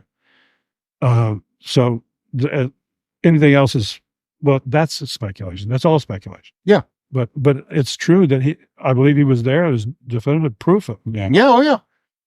And that it would make some sense that the chip of the game argument would apply. As an overseer, let's say. Right. To make sure everybody has the same investment in this rather illegal project. Well, he could have been there under the tutelage of D.H. Berg, for instance, and then as a cutout to LBJ. Well, yeah, there were plenty He of advised the building in '63. Oh, yeah, exactly. It could have gone exactly that way. Right. But so it could probably be portrayed in a different way, or maybe it met a lot of different criteria. This thing was so well planned in advance that it has left all kinds of things that I can't even get into now for lack of time. Right. And so forth. But I just see a series of things that were missteps, not just in the JFK assassination, but in all of them. Right. And you can see where last minute adjustments were had to be made on the fly. Yeah, yeah. Like Yeah. the Zapruder file. Well, okay, who's going to monitor that? Right. We got a team of 40 people over here going to look at every one of those frames and look for anything that will have to be modified. Then you can just imagine the magnitude of just that. What about all the other? Nexus film and right, all the other films. I mean, they had to have that structure in place, and that really also Chicago, Phil. I mean, the whole debacle in Chicago. Exactly. Abraham Bolden. Right. You're referring to the one of the events where there was another attack. Yes, yeah, that's what I'm saying. Yeah. I mean, you believe that. I mean, he was supposed to speak at Chicago Soldier Field. He was supposed to. Was called off because they had the similar setup. Similar setup. So it was, and for some reason, JFK himself, I think, decided not to go. Right. But I'm not sure that that's what they say. But right. Nobody ever believed that. They thought it was because of the killing of the DM brothers. Yeah. Remember, that was the national security reason. Yeah. That he had a cold. But Pierre Salinger, I think, later revealed it was about the DM brothers getting assassinated. Yeah. As the real reason, but it could be the calling off of the. I had my own pet theory that was based in Texas, that it had to occur in Texas. Okay. And that these other operations were to condition the psyches of a lot of people, Secret Service men and so forth. So this is going to become another routine. Oh, this is another threat against the president. Dress rehearsal? A dress rehearsal for you now. Because I've heard scuttlebutt about that for years, that if this fell apart here, the next day was the big barbecue at the ranch, and that was the final stop on the train, no matter what. Well, the only thing that could have done that is if it was just aborted. Okay. And because if they made any attempt. No, right. Absolutely. That changes everything. Right. That changed everything. Yeah. Paul, just tell them your name to the camera, the spelling of your name, and where you're from, and just your background by yourself. Thank you. Paul Bleau. I'm from Quebec City. My name is spelled Bleau, pronounced Blow. And so I studied at McGill University. I'm currently a teacher in a college. I teach business administration. And previous to that, I had a long career in business. I owned an ad agency. I did that for over 25 years. And currently I'm doing quite a bit of research around the JFK assassination. Thanks. Now, okay, so I stumbled onto you, not just in Destiny Betrayed, but some other previous places that I've seen you before. Black Op Radio, maybe? Maybe, yes. And I've always thought that your focus come together closer. No, look at the camera, or kind of angle toward the camera a little more. cheat a little. All right. That's a tough director.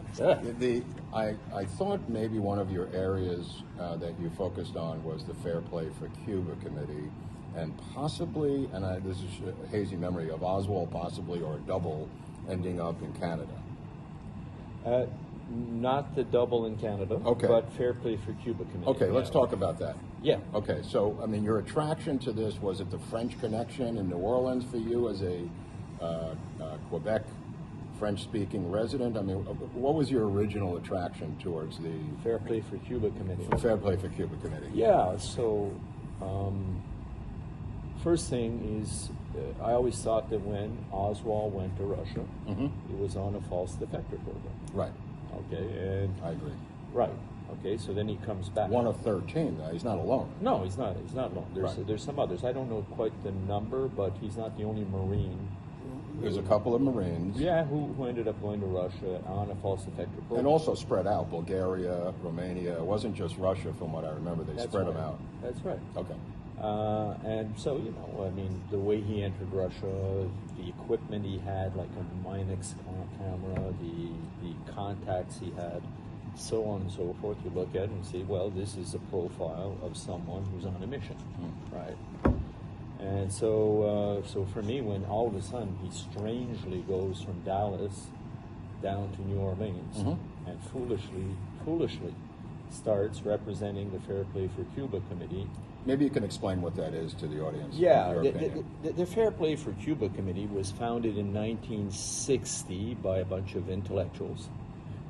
On the founders list, you had names like Truman Capote, Sartre, and mostly intellectuals. Some people think it was a CIA creation from the start. Right. I haven't gone that far, you know, Okay. to be able to say that, but I can tell you this much: it was heavily infiltrated from the start. And so the point being, Possibly even Ted Cruz's father. well, From what we've learned recently, I mean, there's photos of him at some of these demonstrations.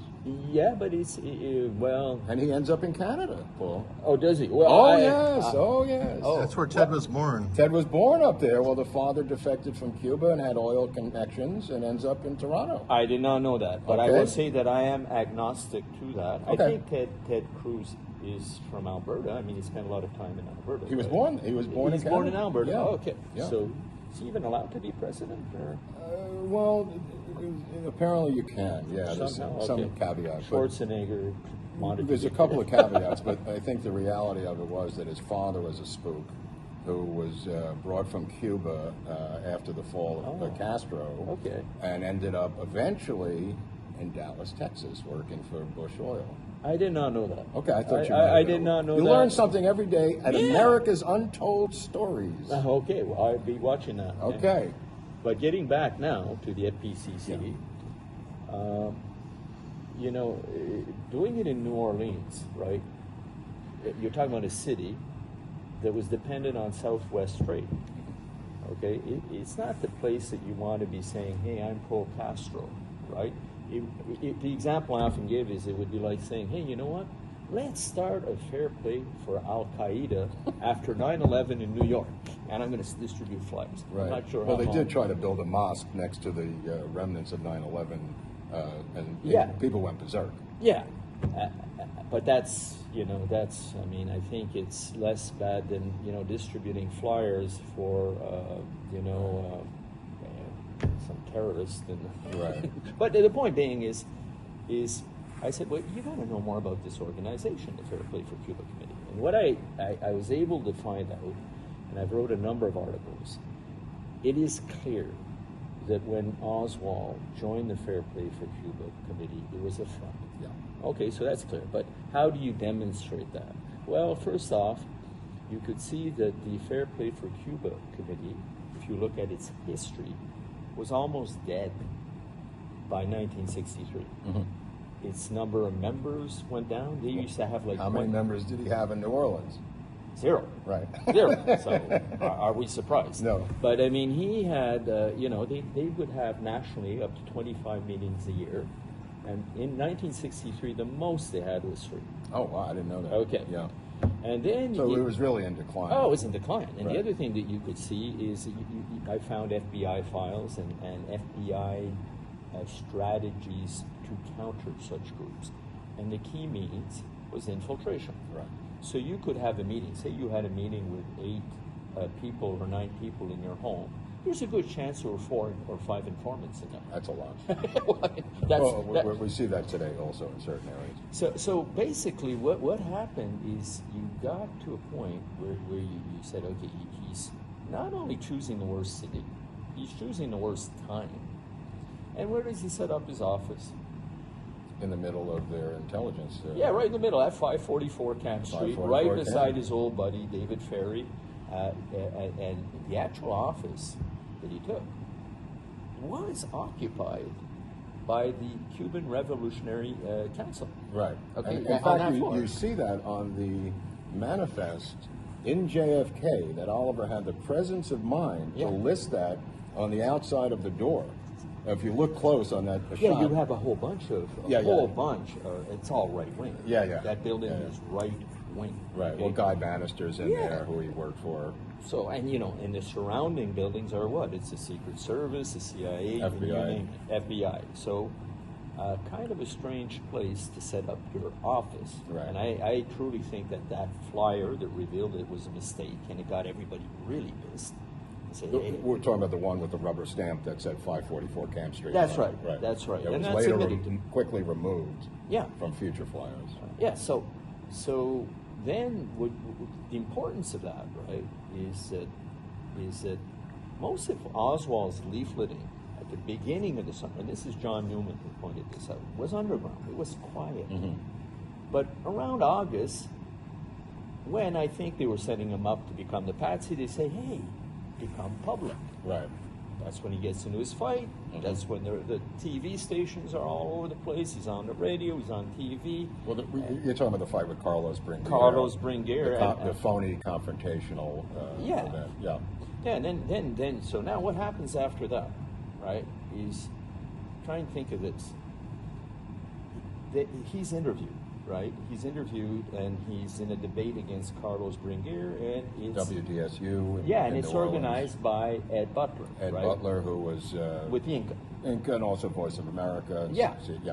Which is a CIA Front. too, Yeah. right? CIA front. Yeah. So, with probable links to a guy called David Atlee Phillips.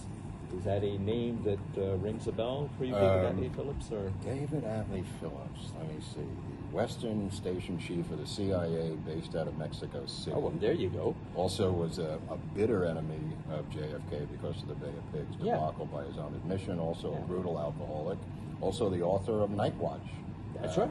The novel. That's right. Thanks. Well, I was going to say all that, but you did. No. No, I'm kidding. I'm kidding. But Explain my bona fides, you know. yeah, well, we'll get a beer later. But here's the thing: the importance of that, when you think of it, is you have a lone nut, right? But you have David Atlee Phillips, right? Who he ends up crossing he ends up in his neck of the woods in Mexico City. Mm-hmm. But we don't know that. We don't know that. Well, Some people, the last guy we interviewed. No. But I mean, allegedly. Allegedly. Okay. Allegedly. So think of this station. You have Inca that is well known to David Atlee Phillips. Mm-hmm. Interviewing. Oh, he's funding it, I think, right? Well, I'm not sure if it's him directly. No, I mean, but his organization. okay. Yeah. And on the right or left, you have Oswald. And David Atlee Phillips started a program called Santa, which was a program to use and infiltrate, CIA-wise, the Fair Play for Cuba committee. Okay? Interesting. And the idea also is how can we use the Fair Play for Cuba committee even outside of the U.S. as a counter-propaganda tool. Anyway, then on the other side, who do you have? Carlos Bringuier. Mm-hmm. And what chapter is he heading? Oh, right. What was the name of The that? DRE. Oh, the DRE, Who right. founded the DRE? The CIA. Who in the CIA? David Atlee Phillips. Yes. Third So, base. so you've got the Inca, DRE, and Santa, and then Mexico City, and I can give you so many touch points there are between this lone nut who is still 23 at the time, okay, and David Atlee Phillips. How many touch points do you have to start saying, hey, this seems strange? Right. So the whole point of the Fair Play for Cuba Committee is once you get to a point, say, hey, this was a fraud. Now, the other significance of this is and you probably heard it in the documentary, keep in mind that the attempt in Tampa would have set up another patsy, a guy called Policarpo Lopez. And what did he do a few days before the assassination? He attended Fair Play for Cuba Committee meetings. This is a Cuban immigrant. It's an exile, Cuban exile. Cuban exile, I'm sorry, and they moved him from Key West all the way up to Tampa just at the right time. Right. Sort of like with Thomas Harliver Valle for Chicago, who's moved from Long Island. That's right. To Chicago. Levittown, Long Island. Yeah, and he was placed in a high, a 6th floor building. Ex-Marine who had served in Japan. Yeah, on a U-2 That's right. spy base. Yeah. Okay. Sounds similar. Similar. Now, another character is Richard Case Nagel. Okay. Okay, Richard Case. The bank robber. The bank robber in Robinson. the bank shooter in the roof. We're talking shorthand. Maybe we should explain to the audience a little bit what we're talking about. Well, how would you explain Richard Case? I can't. Okay. I can't. He's an enigma to me, Paul. That's He why is I an want- enigma. He's a complicated case. He's a complicated case. He's a guy, and Garrison said he's maybe the most important personality in the whole investigation. Now, Richard Case Nagel's story, he too was in the Far East. That's right. He says he met Oswald in the late 1950s. Okay. In the Philippines or No, I at think Sugi? Japan. Oh, at Sugi. I think in Atsugi, but Okay. I think in Japan. Anyway, Okay. I'm not sure exactly. And he's a Korean War hero. Okay, and he is intelligence. Yes. Okay. By his own admission. Yeah, by his own admission. So he said that the Russians, that he became a double agent, and the Russians wanted him to take Oswald out because they had heard that Oswald would be involved in a plot to kill Kennedy. Okay, so he didn't go that route. And anyway, the thing with him is he knew stuff. He knew about Oswald, and he warned about an assassination attempt before he got arrested, or after. I'm not sure exactly when, but before the assassination. But he thought that he was going to be dragged into this whole thing, and that's why he said, "You know what? I don't want anything to do with this. I'm going to get myself put into jail." Right. But with not too much of a serious crime. I'm not going to steal anything. I'm going to fire shots. That gets you in a hell of a lot of trouble in Canada, but in the U.S., I think it's more normal. But anyway, put it this way: he fires shots. He gets arrested In the bank. in the bank, and he's just waiting calmly and arrest me. And so when they search his car, what do they find in his trunk? Fair Play for Cuba flags. Okay. And he's connected to a guy called Von Marlowe. Oh, him. Von Marlowe. Who is Von Marlowe? Von Marlowe. He made the claims, and even Von Marlowe was a weirdo weirdo. He's a guy who had a store in L.A. Okay, where he sold communist, gadgets and all sorts of things. And he headed the Fair Play for Cuba chapter in L.A. Right. Okay. And Dick Russell writes about. Yes. He writes about a plot to kill Kennedy in L.A. during the showing of what's the name of the PT 109. PT 109. Cliff Roberts. So it's going to be the premier. Okay. This I don't know about, but In L.A. So that was another plot that was in the works, and Von Marlowe would have been the patsy. So now, how can you have a dead organization and these plots? And by the way, the Tampa plot is not even contested. The FBI writes in its reports, the Tampa plot, saying, how could the Warren Commission not even have looked into this, or the FBI, knowing that he attended Fair Play for Cuba Committee meetings, that he was a lone passenger on a plane, that he entered Mexico through Laredo. So they come up with they're saying, and the word they use is egregious. That's not my word. Egregious. Egregious. So Let's just tell the audience that Kennedy was going to the Orange Bowl to present the Cuban flag to the Cuban exiles as part of the reason for him to go to Tampa. I'm not sure if that wasn't a year before. Oh, was Because that Miami? That was 1962. I think that was with where Bosch Right. would have bombed him. I think that was in 1962. Okay. But you're right that there was a motorcade. Yes. In Miami. Yes. And then just a few days before Dallas, there was one in Tampa. Right. The one in Chicago was about 3 weeks before. Right, that was, yeah. So what you were seeing there is all these attempts, okay? And when you try and find out about these attempts, who would have all the information? The Secret Service, right? But they shredded all those. They shredded everything. They shredded everything. Well, about so did ONI, by the way. Yeah, that's what I was Office of also. Naval Intelligence. Yeah, yeah. So I guess the point being, if the odds that you're part of the Fair Play for Cuba committee, if the odds are infinitely small, given that the Fair Play for Cuba was in its deathbed, what are the odds that Policarpo Lopez is also connected to the Fair Play for Cuba? And then Richard Case Nagel, and then Ron Marlowe, and I have others too. Ted Cruz's father. Harry Dean. Oh, yes, yeah. Harry Dean was part of the Fair Play for Cuba That's right. committee. A guy called John Glenn, not the astronaut. Right. From Indiana, he's involved with some sort of rumor around a Mannlicher Carcano, and that there were hints. Like some of these prior plots are pretty well locked in. A few others are a bit iffy. Not my fault. They destroyed the files. But you have some newspaper articles on a previous plot in, where was it? Tennessee, I think. Oh, at the Tennessee Valley Authority,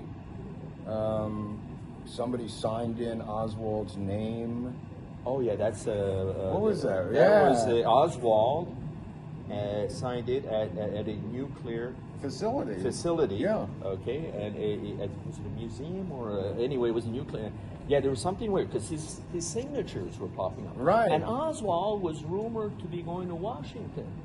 Okay, so he was even giving his changes of address to, the militant, and say, hey, I'm going to be moving to Washington. That's right. The newspaper, the militant. Yeah. And his move would have coincided with a motorcade in Washington. Okay, so. Oh, that's right. I forgot about that.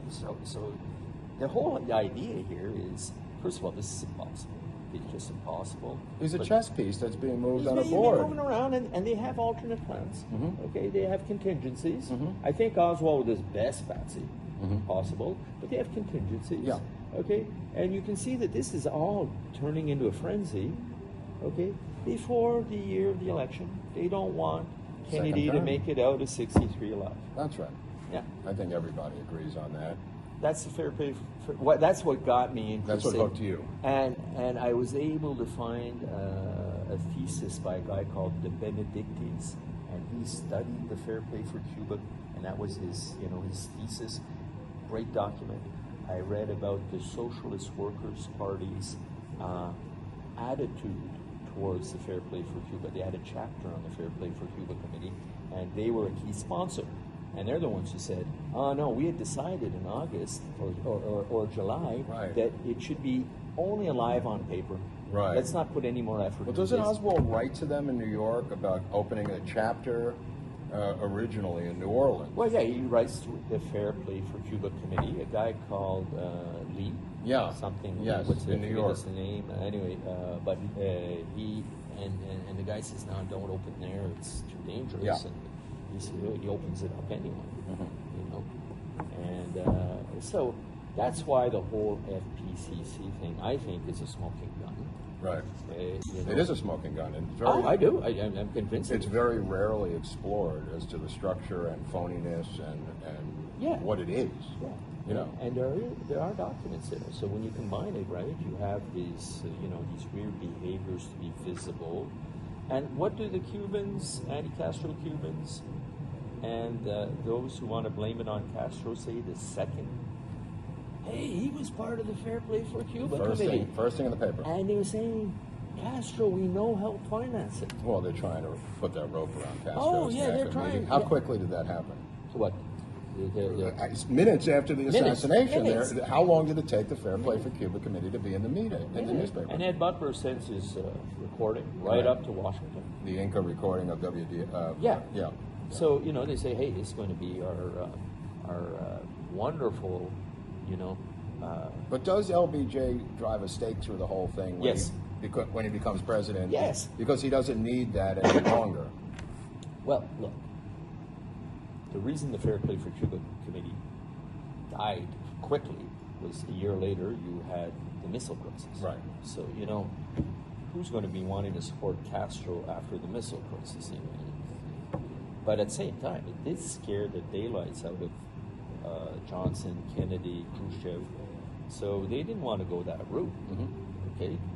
I think that Vietnam was something. Hey, you know what? How do I remain belligerent and, you know, with less risk or something?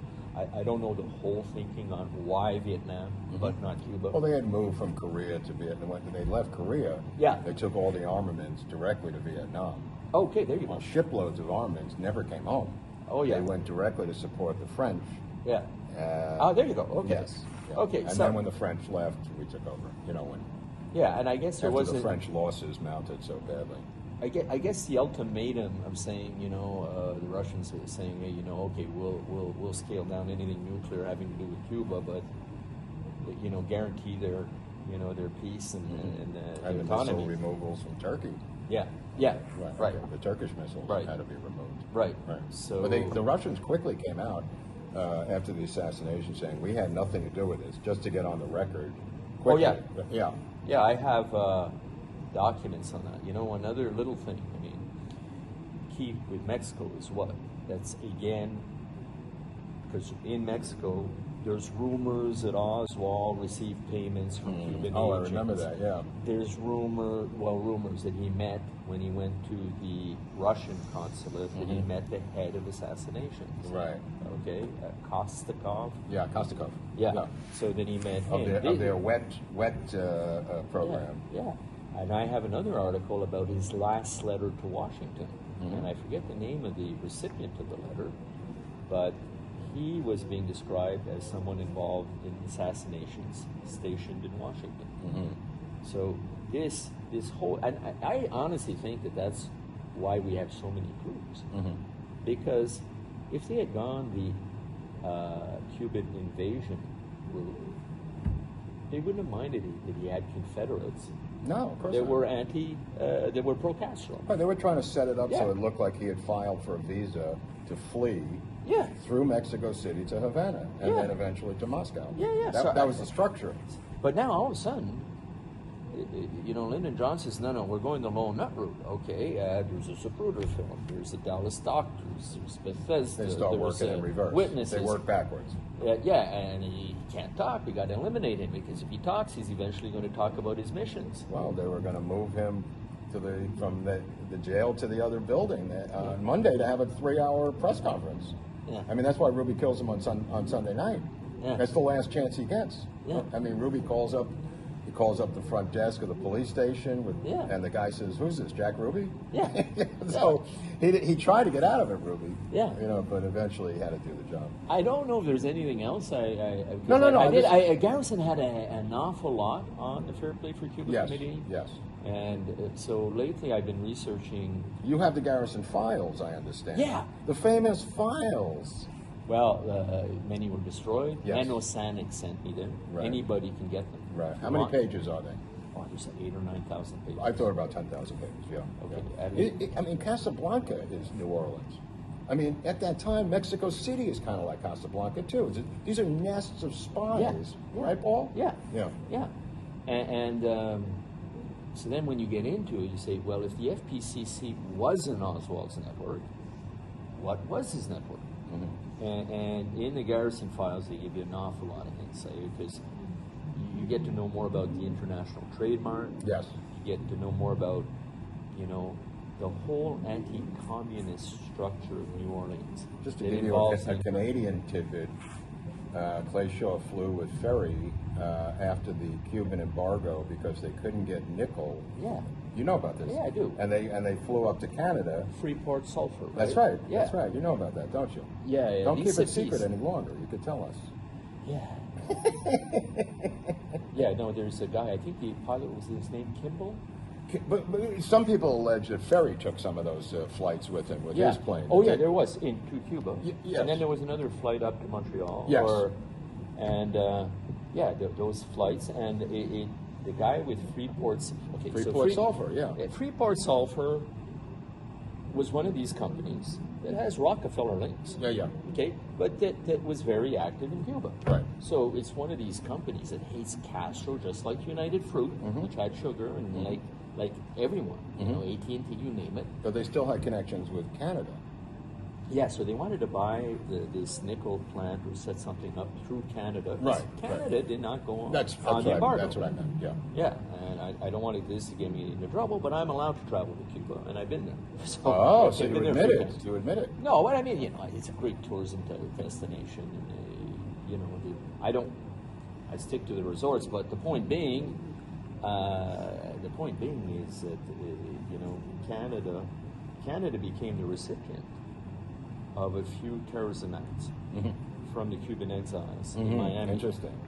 Yeah, there was a bomb that went off in a travel agency. Interesting. Yeah, because are you sending tourists down there? We don't want you to help your economy. Oh, I see what you're That's saying. the Right. thing.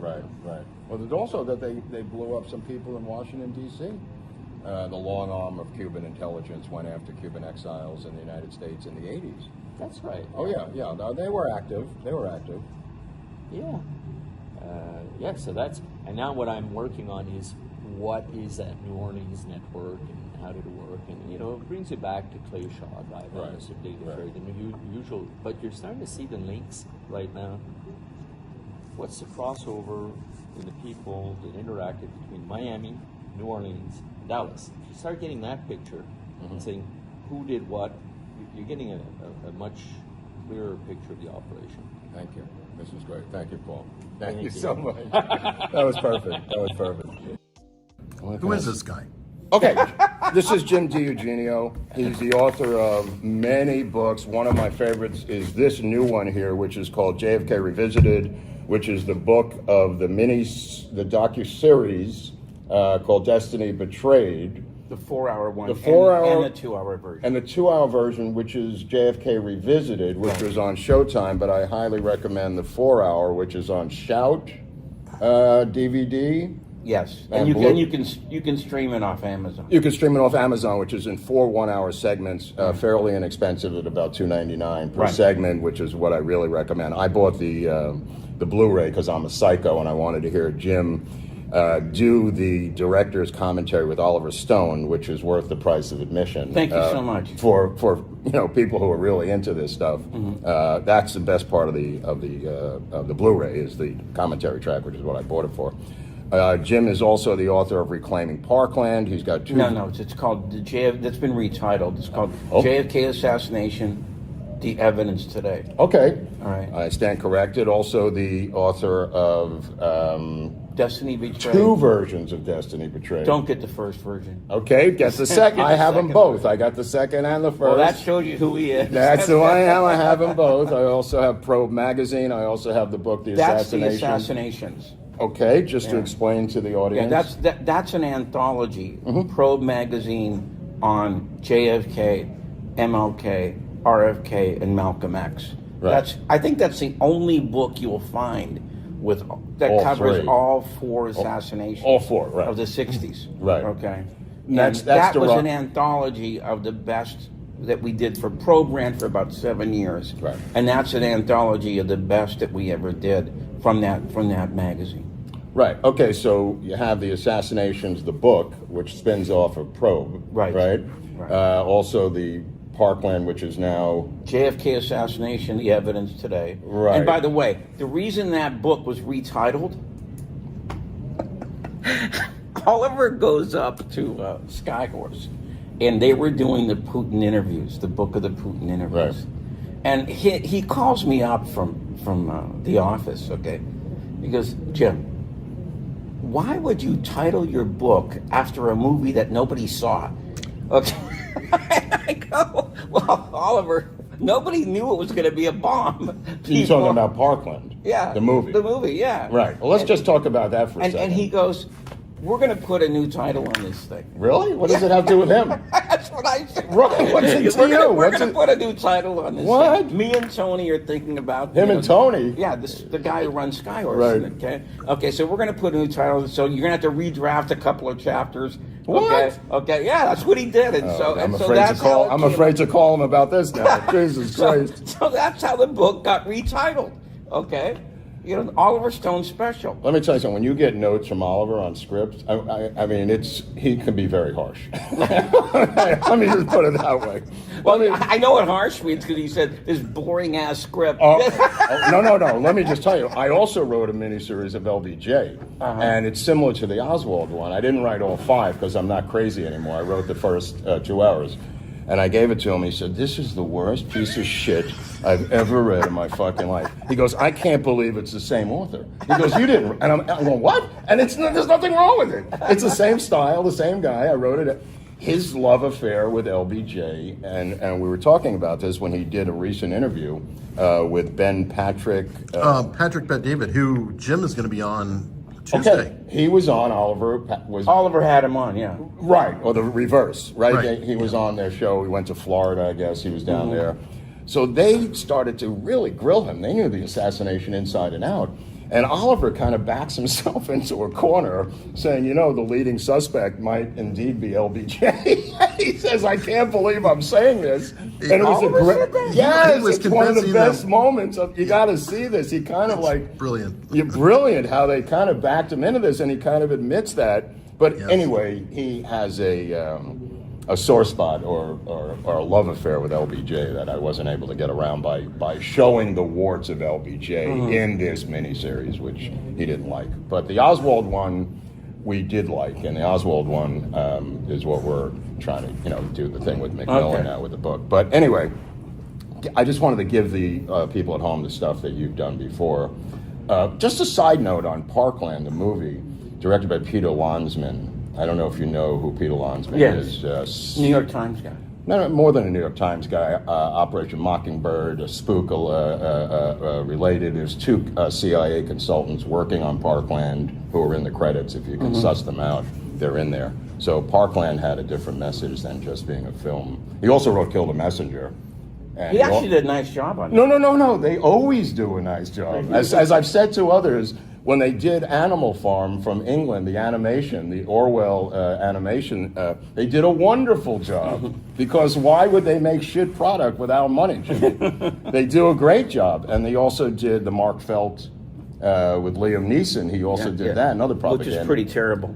Exactly. But look, when you're working with the spooks, you got to put out product. Yeah. Okay. So let's just get into the assassination, because I have a couple of questions for you, which have haunted me for years, and maybe you or maybe not. Throat wound is an entrance wound. According to Malcolm Perry on the first day, that's what it was. Right. Yes. Now, what's your opinion? Because that's my opinion, too. I'm just trying to... Okay. All right. I believe you have to take the first day, what happened there. And he had the best view. Okay. And I think you have to take that seriously. All right. The question is, if it's an entrance wound, where did it go? That's my next question. Okay. And where did it come from? What happened where to did the it come bullet? from? And that was my next question. Yeah. All right. Yeah. What happened to the bullet? Thank you. Okay. Thank now, you. I think we know what somebody like David Lifton would say. He'd say, well, they took it out. Something like that. Right. Replaced his entire thorax. so that becomes that. I agree that becomes a little problematic. But I don't know a way out of that. Neither do I. Unless you're going to go for the whole body alteration. No, I'm not. But I'm just saying it doesn't traverse. It comes from somewhere, from the front. If you play it out, we were walking through on the extreme right-hand side of the overpass the other day, and it lines up perfectly with a throat shot. And that building is a federal building which had government agencies in it. The building on the other side, post office inspectors are in there, FBI, CIA, on that. Postal building, by the way. The parking lot is over there. But if you take that throat shot, which doesn't traverse, I don't know why these shots don't traverse, but let's take the back right shoulder shot, right? also doesn't traverse. Goes No, through. according to the best evidence, that doesn't go through. Why doesn't? Okay, why because- don't both these shots go through? Well, first of all, let me advance the evidence for that. Okay. Okay. That night, they did put what they call a malleable probe into the back room. Mm-hmm. All right. By all the credible evidence, it did not go through the body. So I believe that's kind of credible. Okay. That Right, kind they of also evidence probed is it, and kind it of was credible. literally the length of a finger. I mean, you're talking about an inch. Yes, in yeah, depth. it didn't go through very far. Right. Okay. All right. So that also becomes problematic. All right. Now, there is evidence that there was a bullet that did drop out. They called it a missile. Yeah. All right. But then people have argued, no, it wasn't really a missile. It was really more like and so the story gets changed as time goes by, but then in the film, JFK Destiny Betrayed, Randy Robertson, who's a radiologist, found pretty good evidence that there was a fourth bullet that was found in the car that night. Okay, and because James Young, who was Berkeley's assistant, This all is right, Admiral Berkeley, Admiral George Berkeley, the doctor, Kennedy's personal physician. who signed the death certificate Right. eventually. He told Young to send somebody out to recover anything that was still left in the car. And so Young sent two of his assistants out, and they came back with a bent bullet. All right. Now, what makes this story credible is that Young never talked about it Right. for years on end. And then out of the blue, he mentions it in a military interview because he's a Navy guy. Okay. Jan Herman was a naval historian. Okay. And then he wrote a letter to, of all people, Gerald Ford. Okay. And he asked him, did you have any evidence that there was a fourth bullet that was in the use? And you know what Gerald Ford said? Right. Well, I refer you to the books by David Bellin and Gerald Posner. Okay. Right. So then he wrote Spectre. And Spectre was actually interested. This is Arlen Specter, later Yeah, the of Senator course. of Pennsylvania. He was actually interested, okay, in the story. But for some reason, they never got together. Young and him never got together. So in the long version of the film, all right, there is evidence that there was a fourth bullet. Where it came from, we don't know. Well, you don't have to tell you. Right. The autopsy was just an utter disaster, okay? Well, I mean, they had one of the great takeaways of the film, for me personally, was the fact that Curtis LeMay was at the autopsy. Yeah, That's a very little interesting precious story. gem. That's a gem. And by the way, it's not just that, but Doug Horn interviewed a guy who did a schedule thing for LeMay. LeMay, number one, lied about where he was that day. That's right. Okay. That's right. This is General Curtis bombs away LeMay. Secondly, he disobeyed orders and did not come in at the airport he was supposed to be at, which was Andrews. He was supposed to land at Andrews. He landed at National. I believe he did that for two reasons. That first of all, he didn't want any cameras to pick him up because all the cameras were at Andrews Air Force Base, because that's where Jackie Kennedy came in. And secondly, National's closer to Bethesda. Okay. And then we have O'Connor, who, at the request of James Humes, he was told, get that guy in the third row in the gallery, tell him to put that cigar out, it's producing all this smoke. And so O'Connor walks over and he sees that it's LeMay. LeMay takes his cigar out, blows the smoke in his face. and O'Connor comes back to Humes and says, I can't tell him to take, that's General Curtis LeMay. Okay. All right. So what on earth was he doing? That's my question to you. I mean, it sounds like a celebratory cigar. It seems more celebratory than any other sign. Now, let me add something that's not in the book and not in the film. Okay. I just discovered later. Later that evening, Malcolm Perry's at his house. This is Dr. Malcolm Perry. Yeah, who the was in guy who Parkland, did the tracheotomy. Did the tracheotomy. And did for the those. press conference that said it was an entrance wound. Right, who's later flipped. well, we can get to that later. Right, okay. And so what happens is that he gets a phone call from Bethesda, and it's the autopsy doctor, Humes, and Oswald. Right.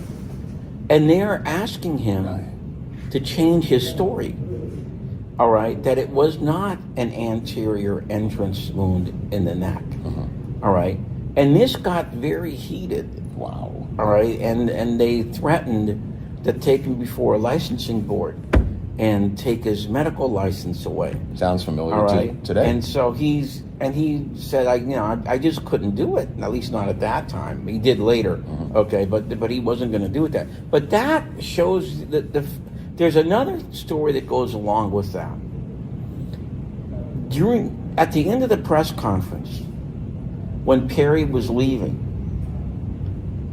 a guy in a suit grabbed him by the arm and said, "Don't ever say that again." Right. All right? So if you now remember, this is like 2:15. This is like Friday 90 afternoon. minutes Yeah. after the assassination. This is Friday afternoon, November 22nd. And so some they knew. Yeah. They knew the cover story. Within 90 minutes About of the wounds, assassination. just about wounds. Yeah. I mean, you talk All about right. ballistic stories. And then that night, he gets a phone call that night. This is what I mean. I've always believed that in this case, that the cover-up was planned with the conspiracy, okay?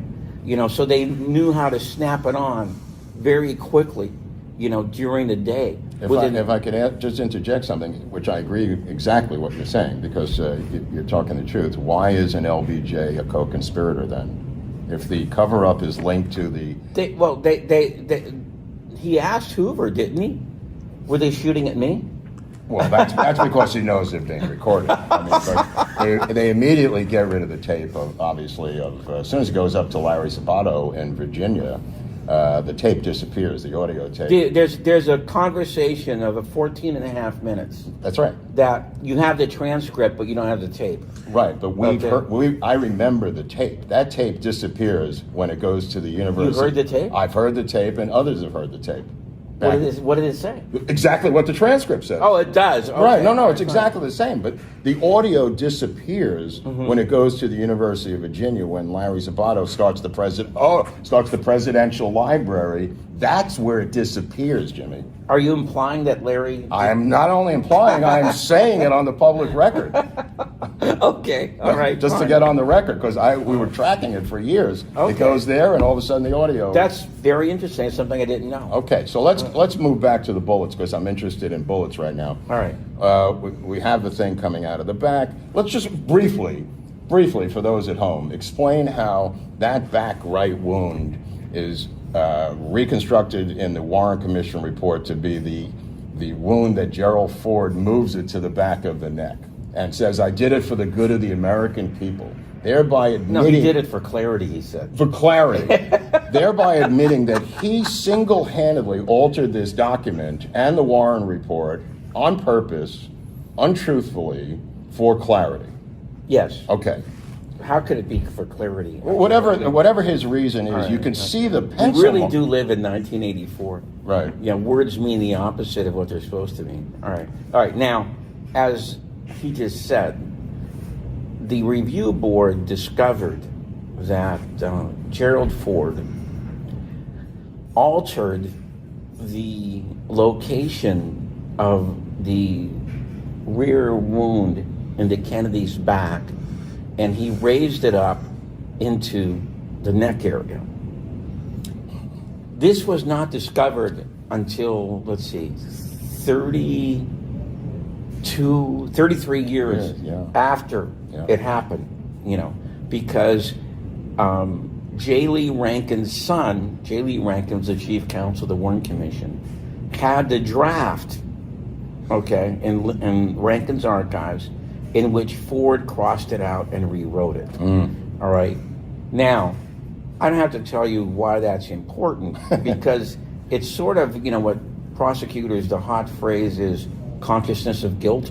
Okay, when you do something like that, and you're not a doctor, and you're not a ballistics criminalist, expert, yeah. okay, and you're none of those things, but you actually just, for the stroke of a pen, you change history. All right, then become president. right. That's pretty bad. All right, and obviously he felt like the general public would not accept it, you know, where the true location was.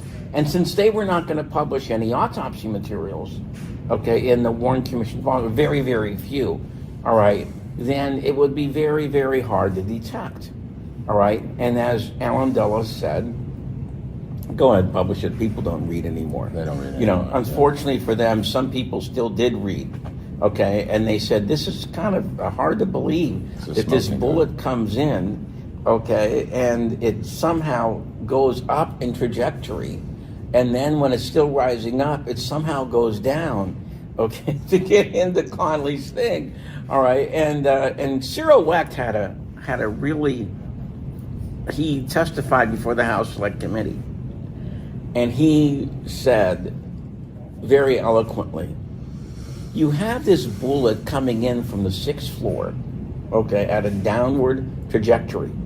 It hits Kennedy in the back, headed downward, and somehow in his body it deflects upward, all right, and then comes out of his neck at an upward angle, all right, and then it flattens its trajectory within a matter of just a few feet, okay, and it goes into Conley's back. And that, of course, as he always used to say, is, I think it was Mark Lane who originated the phrase, the magic bullet. Yeah. Okay, and by the way, I haven't even gone through the whole thing, but it's hard enough to believe with just that. And Jerry Ford tried, obviously, to conceal this. Okay, but in the film, as you know, because we had the article written by the former premier of France, D'Estaing, you know, he had a conversation with Ford, and Ford admitted to him, Valerie D'Estaing, that, yeah, we knew it was some kind of an organization that pulled this thing off, but we just couldn't locate which one it really was. All right. It's probably the most honest thing he ever said. Yeah. Obviously, he never thought it was going to become public. Right. Okay. You know, so in the film, we have Boggs, Cooper, and Russell. These are 3 Warren dissenting from the commission. Dissenting but if you count Ford, that's really 4. Right. That's 4 people. So the minority report was a majority report, but they all thought it was negative. All right. Well, Russell says on audio tape to LBJ that I can't sign this. He didn't want to sign it, He didn't right? want to sign it, right. Okay. Right. But he thought that his objections got onto the record. Oh, Okay, right, yeah. right. All But they right. were deleted. And, well, it's even worse than that. He's sitting there, he's loaded for bear. He comes in with the Zapruder Films frames and Connolly's testimony, etc. And he thinks this is all going to be on the record. And because there's a girl there who has apparently a stenography machine, right? And so he gets everything in, and then what happens is Harold Weisberg comes along and discovers that no, there was no transcript of that meeting. Right. And he tells Russell, I believe it was in like 69 or something, all right? And Russell says, what? And he's really angry, okay? And so he sends his assistant over to the National Archives. Is this really true? And he comes back and says, yeah, it's really true. You got 6 pages of a 4-hour meeting. Okay, and so that provoked Russell to become the first Warren Commissioner who went on the record criticizing what they had done. Now, there's a second part to that story that never gets told. They went down I call these guys the Southern Wing. Boggs, right. Cooper, Yep. and Russell. Yep. All right. They wanted to examine Marina Oswald. And I think it's in Volume 5 of the Warren Commission. Their interrogation of Marina Oswald is completely different than her interrogations under the Warren and Dulles and McCloy, because they wanted her to be their chief witness. It's pretty obvious when these 3 guys are examining Marina, they don't believe anything she's saying. Okay? They're very negative about her. They're trying to figure how the heck did you get out of Russia? That's a great question. Okay. Yeah. All right. And they don't even believe that she can't understand English. Right. All right. They don't believe that either. Okay. And so Well, her English does change over it gets radically better. Better, yeah. My Russian's terrible. So after that interrogation, which, by the way, the Dulles, McCloy, and Ford, who I call the Troika, because they were really the leaders, okay, they're not there. Warren's not there. It's just Rankin and those three guys. And so, see, this, what I'm saying right now, this foreshadows what's going to happen at the last meeting. Because obviously Rankin figured these guys are going to be a problem, okay? And so that he tells the rest of the guys, we can't have that recorded, okay, Right. what Russell's going to say. After the meeting, they went down to Dealey Plaza. Russell took an unloaded rifle up to the 6th floor, okay? Yeah. And he tries to, and he comes back down with a smile on his face. Says, "Oh yeah, that was an easy shot." Now, I don't see how it gets any better than Carlos Hathcock. Okay, Tell us about Carlos Hathcock was the greatest sniper of the Vietnam War. Yeah. All right, he had 98 kills, certified kills. He had 200 uncertified. All right, and Craig Roberts was writing a book about the assassination, and he knew Hathcock because Roberts was a sniper too. Yeah, right. Yeah, I have that book. Yeah. So he calls up Carlos Hathcock and he says, "What do you think of this whole Warren Commission thing? This 3 shots in 6 seconds with 2 direct hits?" All right, and Carlos Hathcock had retired. He now ran a SWAT team training center in Virginia with a whole obstacle course and everything. And so Carlos says, "Craig, I can't tell you how many times we tried it. And we lined up everything perfectly." Interesting. Okay, we had the whole 6th floor. Right. We had the distance. We had the speed. Okay, we had the angle and everything. Couldn't do it. Right. We couldn't do it. All right. Now, if that guy couldn't do it, you're going to tell me Oswald, okay, who was a joke on the firing range, he could do it? Right. You know, I've always said the Carlos Hathcock story, to me, that's it. Okay, yeah. I don't even want to talk about anything Right. else. Well, I love the great different configurations of the sniper's nest itself. If you look at, Oh, yeah, you know, that's very interesting. Isn't that? I mean, Yeah. you see the different. There are attempts to create this Right. thing out of Bonnie Ray Williams' kitchen. Yes. Which is why to Right. the people at home, Bonnie Ray Williams was the African American worker who ate the chicken sandwich, the Right. Dr. Pepper, and the menthol cigarettes. Waiting Right. for his president to show up. Right. But if you read the Warren Commission, how long they talked to him about the chicken sandwich with the bones, Jim. Yes. That's hysterical. Yeah, it Right. is. It The is. guy they're trying to move back, for people at home, they're trying to move back in the timeline Yes. of when Bonnie Ray Williams goes downstairs to the Yes. 5th floor to Gibbons. But Bonnie Ray Williams kind of stood his ground. Yes, Okay. he does stand his ground. Yeah, Yeah. You know, and so they were stuck.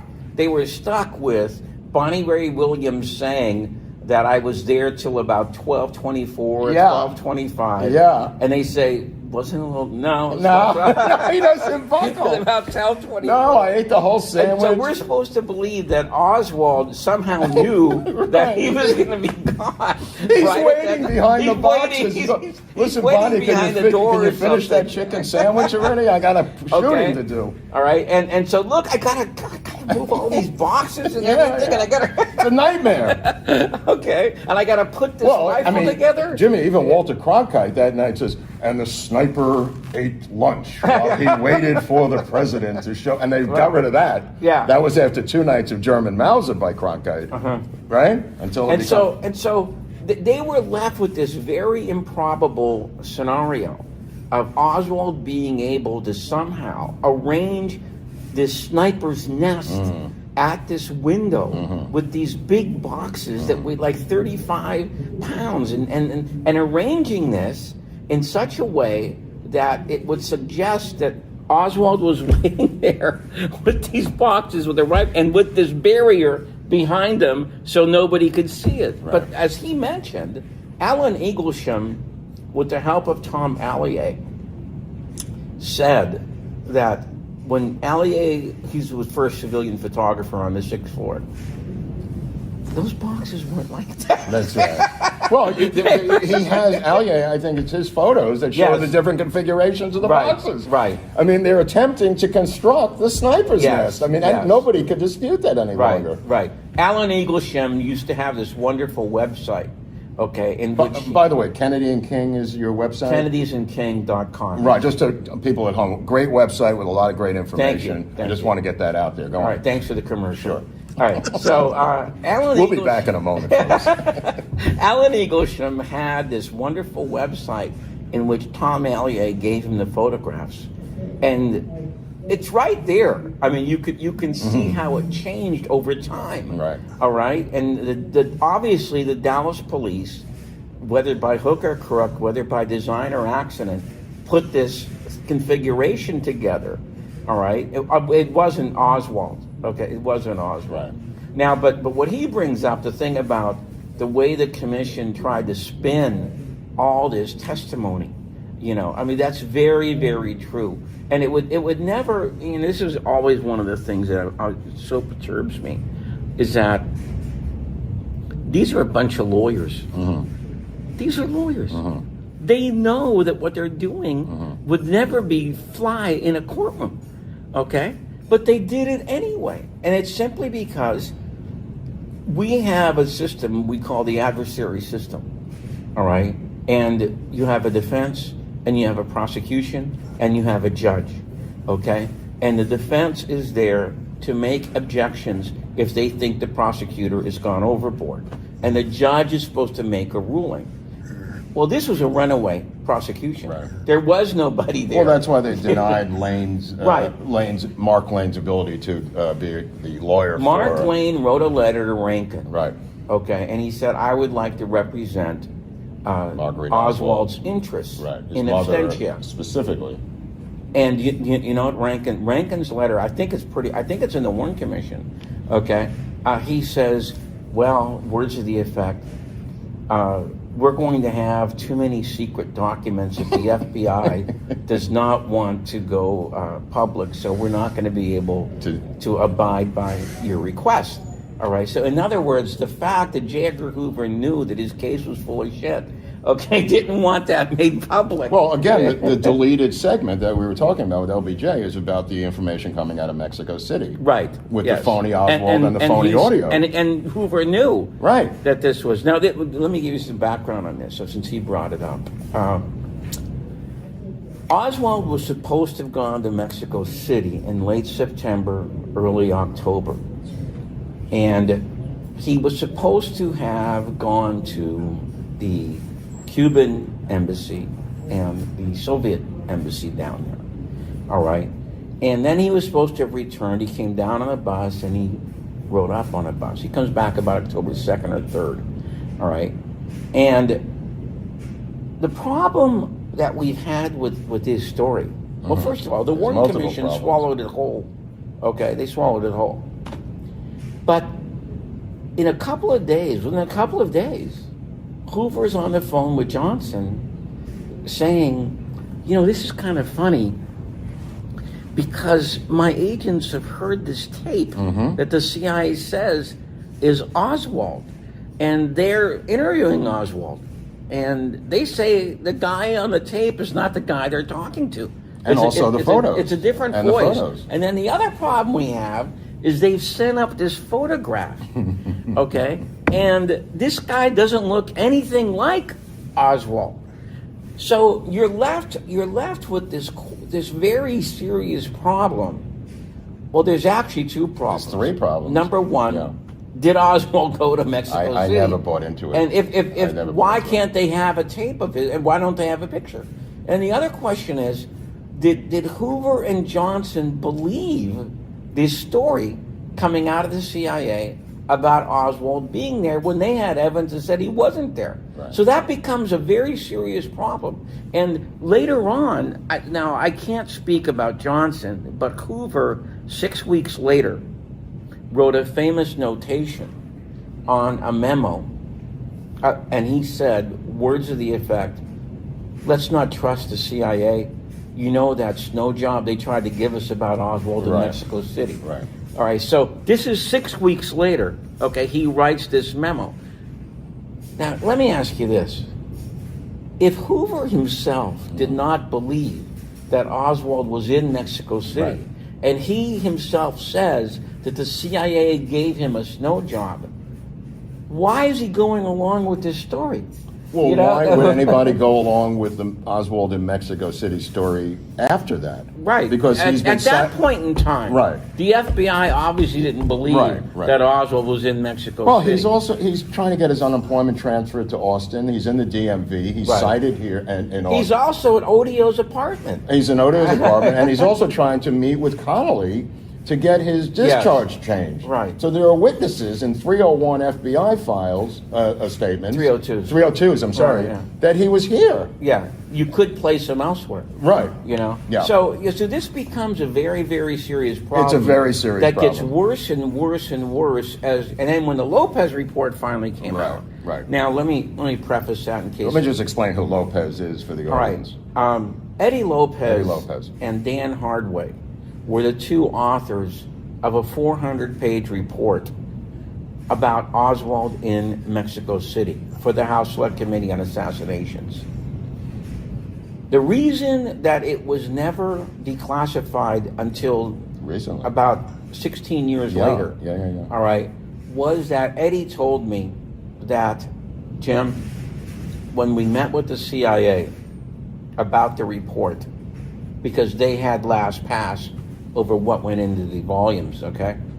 When we met with the CIA to go over the report, it took us 5 hours to get through the first 2 pages. They objected to everything. Everything. Okay, Yeah. and so Yeah. after the first day, Blakey threw in the towel.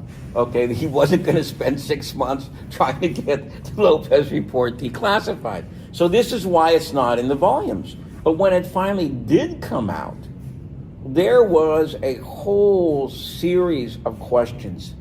In fact, the first 15 pages of the Lopez report deal with the camera outside the Cuban embassy.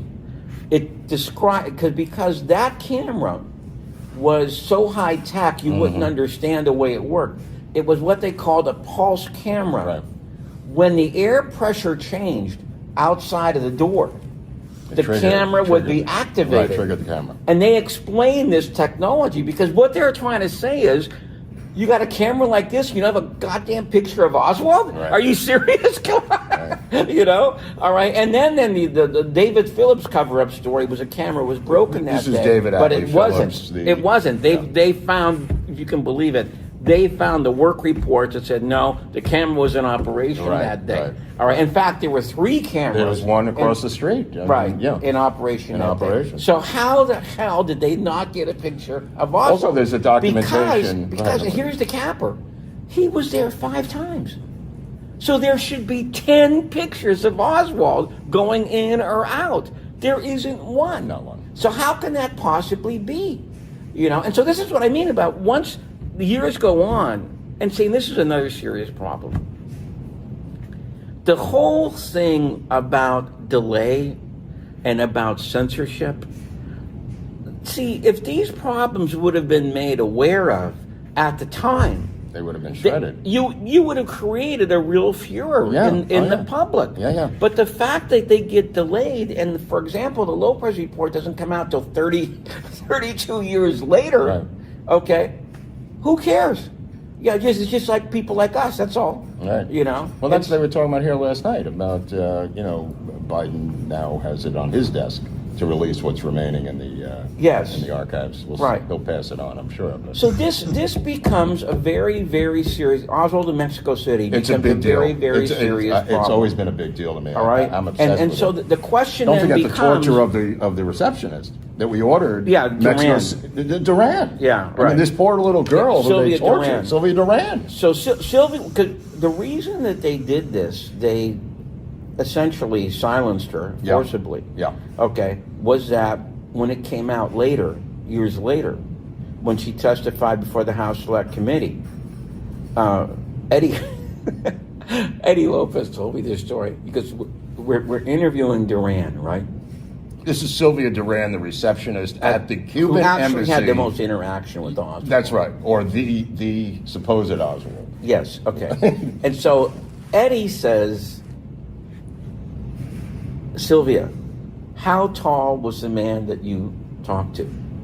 And she points to Gary Cornwell, okay, who's the deputy counsel. Can you have him stand up? Interesting. And he stands up. He goes, it was about that tall. Gary Cornwell's like 5'5". Right. Okay. Right. And she goes, that's how tall he was. There you go. Yes. Well, Oswald was 5'9" and a half. Well, it's worse than Okay, that. right. They allege that she slept with him too. And well, I think that's a bunch of bullshit. But, Well, the whole thing is bullshit. The other problem is that he had blonde hair. Okay, Oswald did not have blonde hair. Okay, so once she gets in the record, then the whole thing becomes, well, then obviously somebody was impersonating him. Okay, so why? For what reason? When was this, impersonated? Jim? When was this? This was late September. Okay, when was the assassination? Okay, 7 weeks later. Okay, so obviously the frame is beginning in September. Yeah, well, I think it was before. I think No, but I'm saying the first smoking gun Yeah. evidence of the frame Right. involving David Atlee Phillips out of Mexico City Right. begins in September. The Right. first smoking gun. Right. Okay. And let me tell you the story that I just told him, which is when I first met Eddie Lopez, I drove up to his house in Rochester, New York. He lives in Rochester, New York? Yeah, he was a lawyer up there. And so I had what was then at that time, the latest version of the Lopez report. And I had just read it. Okay. And I didn't know who Ann Goodpasture was. Huh. All right. And so I drive up to his house, and we're sitting in his basement eating sandwiches as I'm interviewing him. And I'm sitting here, he's sitting there, and I go, Eddie, who was Ann Goodpasture?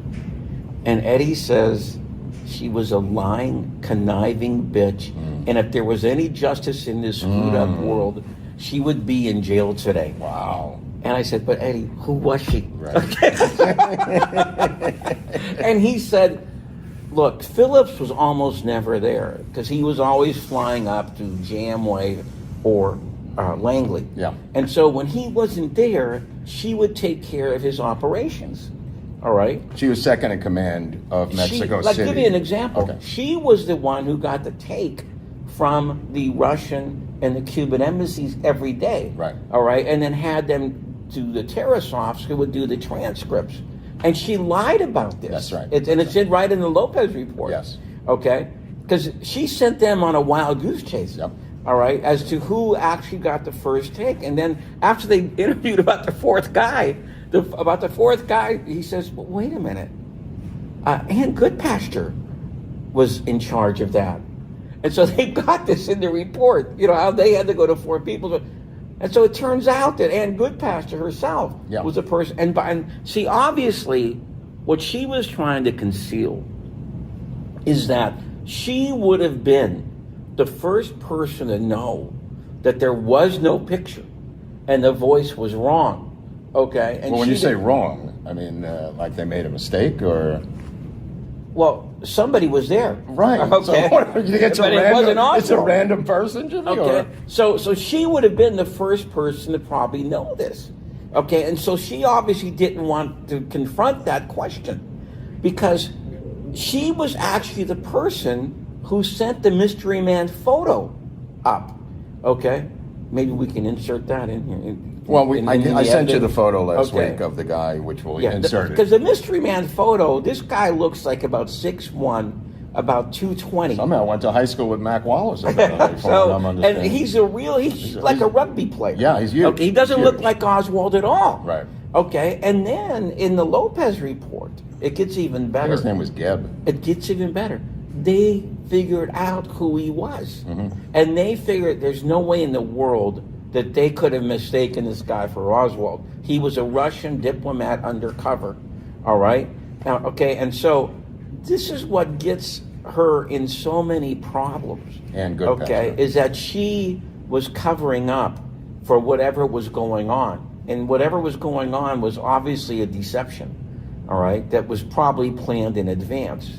All right? Well, look what you have to do with the bus trips alone. I mean, Wow. all the crazy, the tickets and the who's my online God. and who's sitting with him on the bus, Jimmy. Right. And what passport did What Oswald passport? have? I mean, it's Were the two Australian girls on the bus? I or were love they on the a different Australian bus? girls. I Yeah. wish I was on the bus with those two girls. All right. And how the hell he got back is even worse than Right. how he got Yeah, down there. Yeah, they can't get him back. Okay, they actually can't get him back. They just made up a story. Right. Okay, Ochoa, who was the assistant to the Secretary of the Interior, who was really in charge of the whole cover-up for the CIA in Mexico City, because they just blew off the Warren Commission guys when they went down there. All right, they just got the cold shoulder. They weren't even allowed to interview Duran. Right. Okay, and so these guys ran whatever investigation there was, and so that's why they pasted together this story about him going down and him going back, which was I believe just completely manufactured. I think it was completely It's a kind of manufactured. fairy tale. Yeah, I never. I mean, it's so amazing how many people buy into that in the Yeah. JFK research. Oh, community. even in the Lopez report. Yes, The Lopez, yes, they yes. bought the story Yes, of him going abs- down there. I recently reread it, to Yeah. look for that, and I was shocked that Yes. they did buy into it. Yeah. But Oswald is here doing things, trying Yes. to transfer his unemployment, Yes. going to the DMV, Yes. going to try to meet Connolly, who's out of town. Right. I mean, there's documentation of him in Texas. Yes. At this time. Employment center. The employment center is what I meant. Yeah. I said unemployment, but I think he was trying to transfer his New Orleans unemployment insurance. Yes. Am I right? And he was also looking for a job. He was also looking for a job at the That's employment what they center. call the TEC. Right. Texas Employment Commission. Right, exactly. Yeah. Exactly. All right, so Mexico City has become a very, very serious hole in the so-called official story, which unfortunately they covered up for so long, that almost nobody talks about it. It's very Yeah, I seldom always talked bring it about. up. I mean, especially because of poor Sylvia Duran, Yes. who's ordered by us Yeah. to the Mexico City secret police Right. to be put on ice and By the CIA, yeah. By the right. CIA. I mean, Yeah. that's really an international war crime at that point. Just in terms of documentation of. Now let me tie this in with this. We actually had a section on Mexico City in the film. Aha. Okay, but what I talked about here yesterday is that when we got thrown out of Oliver's office because of CV-19, Wait a second. What is this now? we got thrown out of Oliver's office Why? during the CV-19. Oh! I'm sorry. COVID-19. Yeah, the pandemic. Okay, Right. and Sorry. so I was not involved in the final editing of the film, so I really didn't have anything to say about that. And I talked about the things that I would have tried to get in the film. And one of them was, besides the section we had in Mexico. And by the way, we had Danny and we had Eddie and we had Lisa Peace talking about Mexico City. Oh, and are there outtakes of that, or? Yeah, I don't know where they're at, but Right. yeah. Oh, but wow. Okay, I'm we gonna ask had about that. that. I'll All ask right, and so the other thing was Betsy Wolfe and the House Select Committee on the Oswald file. Betsy Wolfe was assigned to write a report on the CIA file on Oswald. All right, and so this woman, and nobody's ever heard of her. I never even heard of her. Okay, and Malcolm Blunt, the brilliant English researcher, sent me this, okay, the file on Betsy Wolfe. She asked for every division's charter in the CIA, okay, and so they gave her all the charters, and she read through all of them. And then, from that information, she mapped out a graph of where the Oswald file should have gone, theoretically. All right. So then she actually gets the Oswald file, and she's, it didn't go where it was supposed to go. Okay. And so then she started interviewing people. All right. And she interviewed about 4 or 5 people, and this culminated in, I believe, November of 1978 with her interview of Robert Gambino, who was the Office of Security chief at that time, which is where his file went to, was the Office of Security. All right. And so Gambino tells her, look, it doesn't matter how many papers are coming in or if they're pre-stamped. If you intervene at the first gate, which is the Office of Mail Logistics, and you arrange for the documents to go somewhere, that's where they will go. They will bypass whatever happened. So what this indicates, of course, as far back as when Oswald went to Russia, which I think is 1959, all right, somebody was rigging Oswald's file at the CIA, because the Office of Security, they don't open 201 files, which is the most common file, in the CIA. Right. And there should have been a 201 file open by every law that she found out, every official rule or unofficial rule. There should have been a 201 file open on Oswald. Well, even Hoover going to 59 reports that there are double Yes. Oswalds out of New Orleans, Yes. right, Jim? Yeah, no. This was a report when they interviewed Marguerite. Right. She said that my son is supposed to be at a certain place now. Well, she wrote to Hoover. Yes.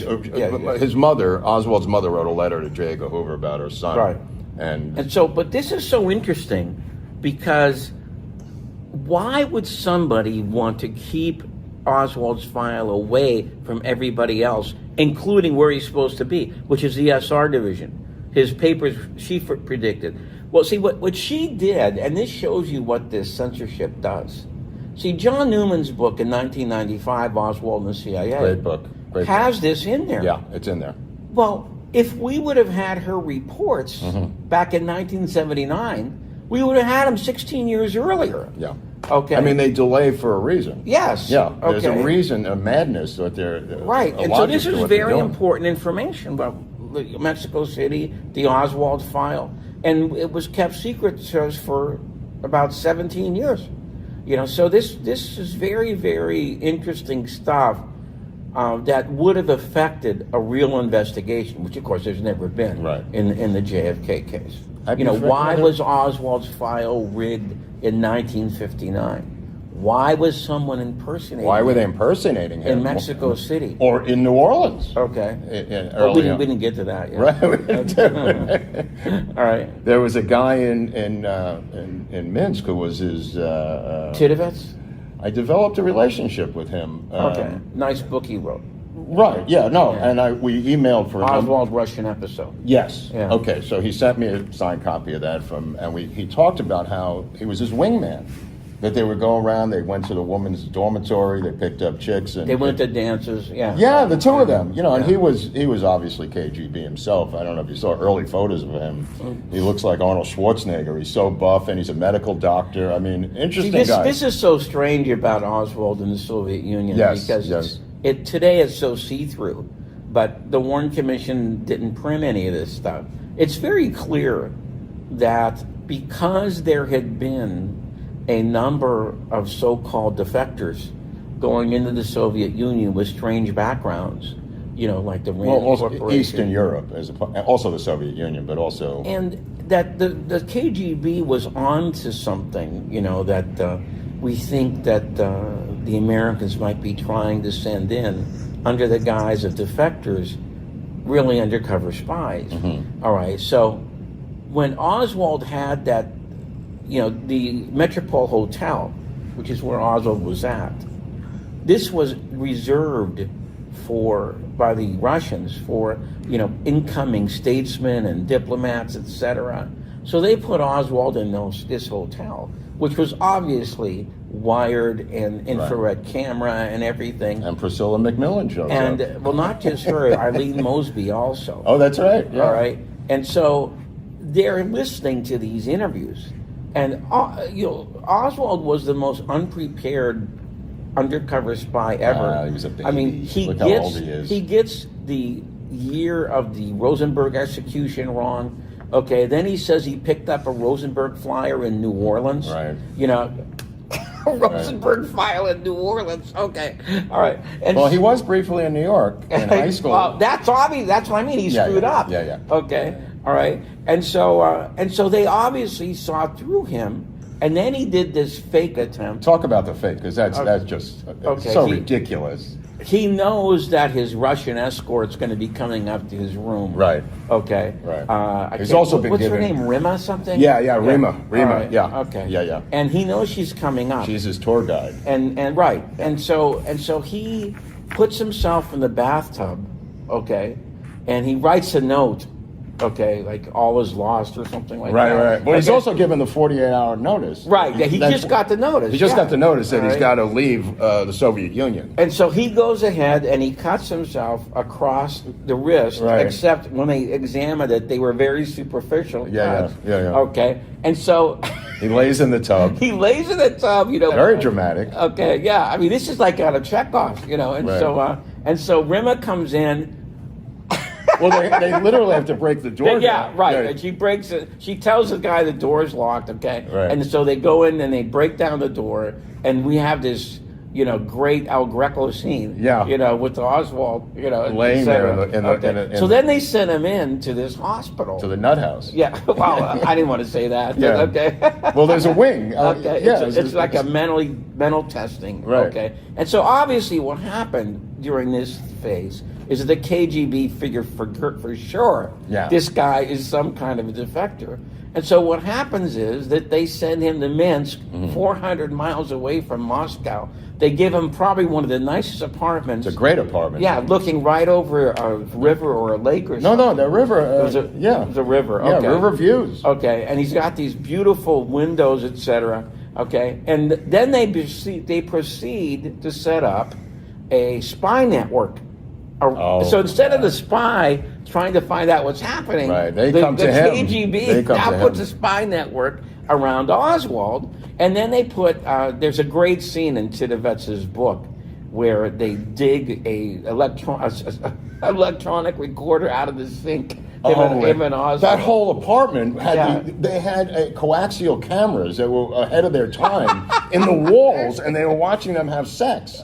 In the other apartment, and this is true. It's in his book also. This is hysterical. Hysterical. Okay, you know, and so the guy who was supposed to be this super sleuth ends up being spied upon By them. Okay, by everybody. All right, and so Oswald figures out, you know, well, that was that.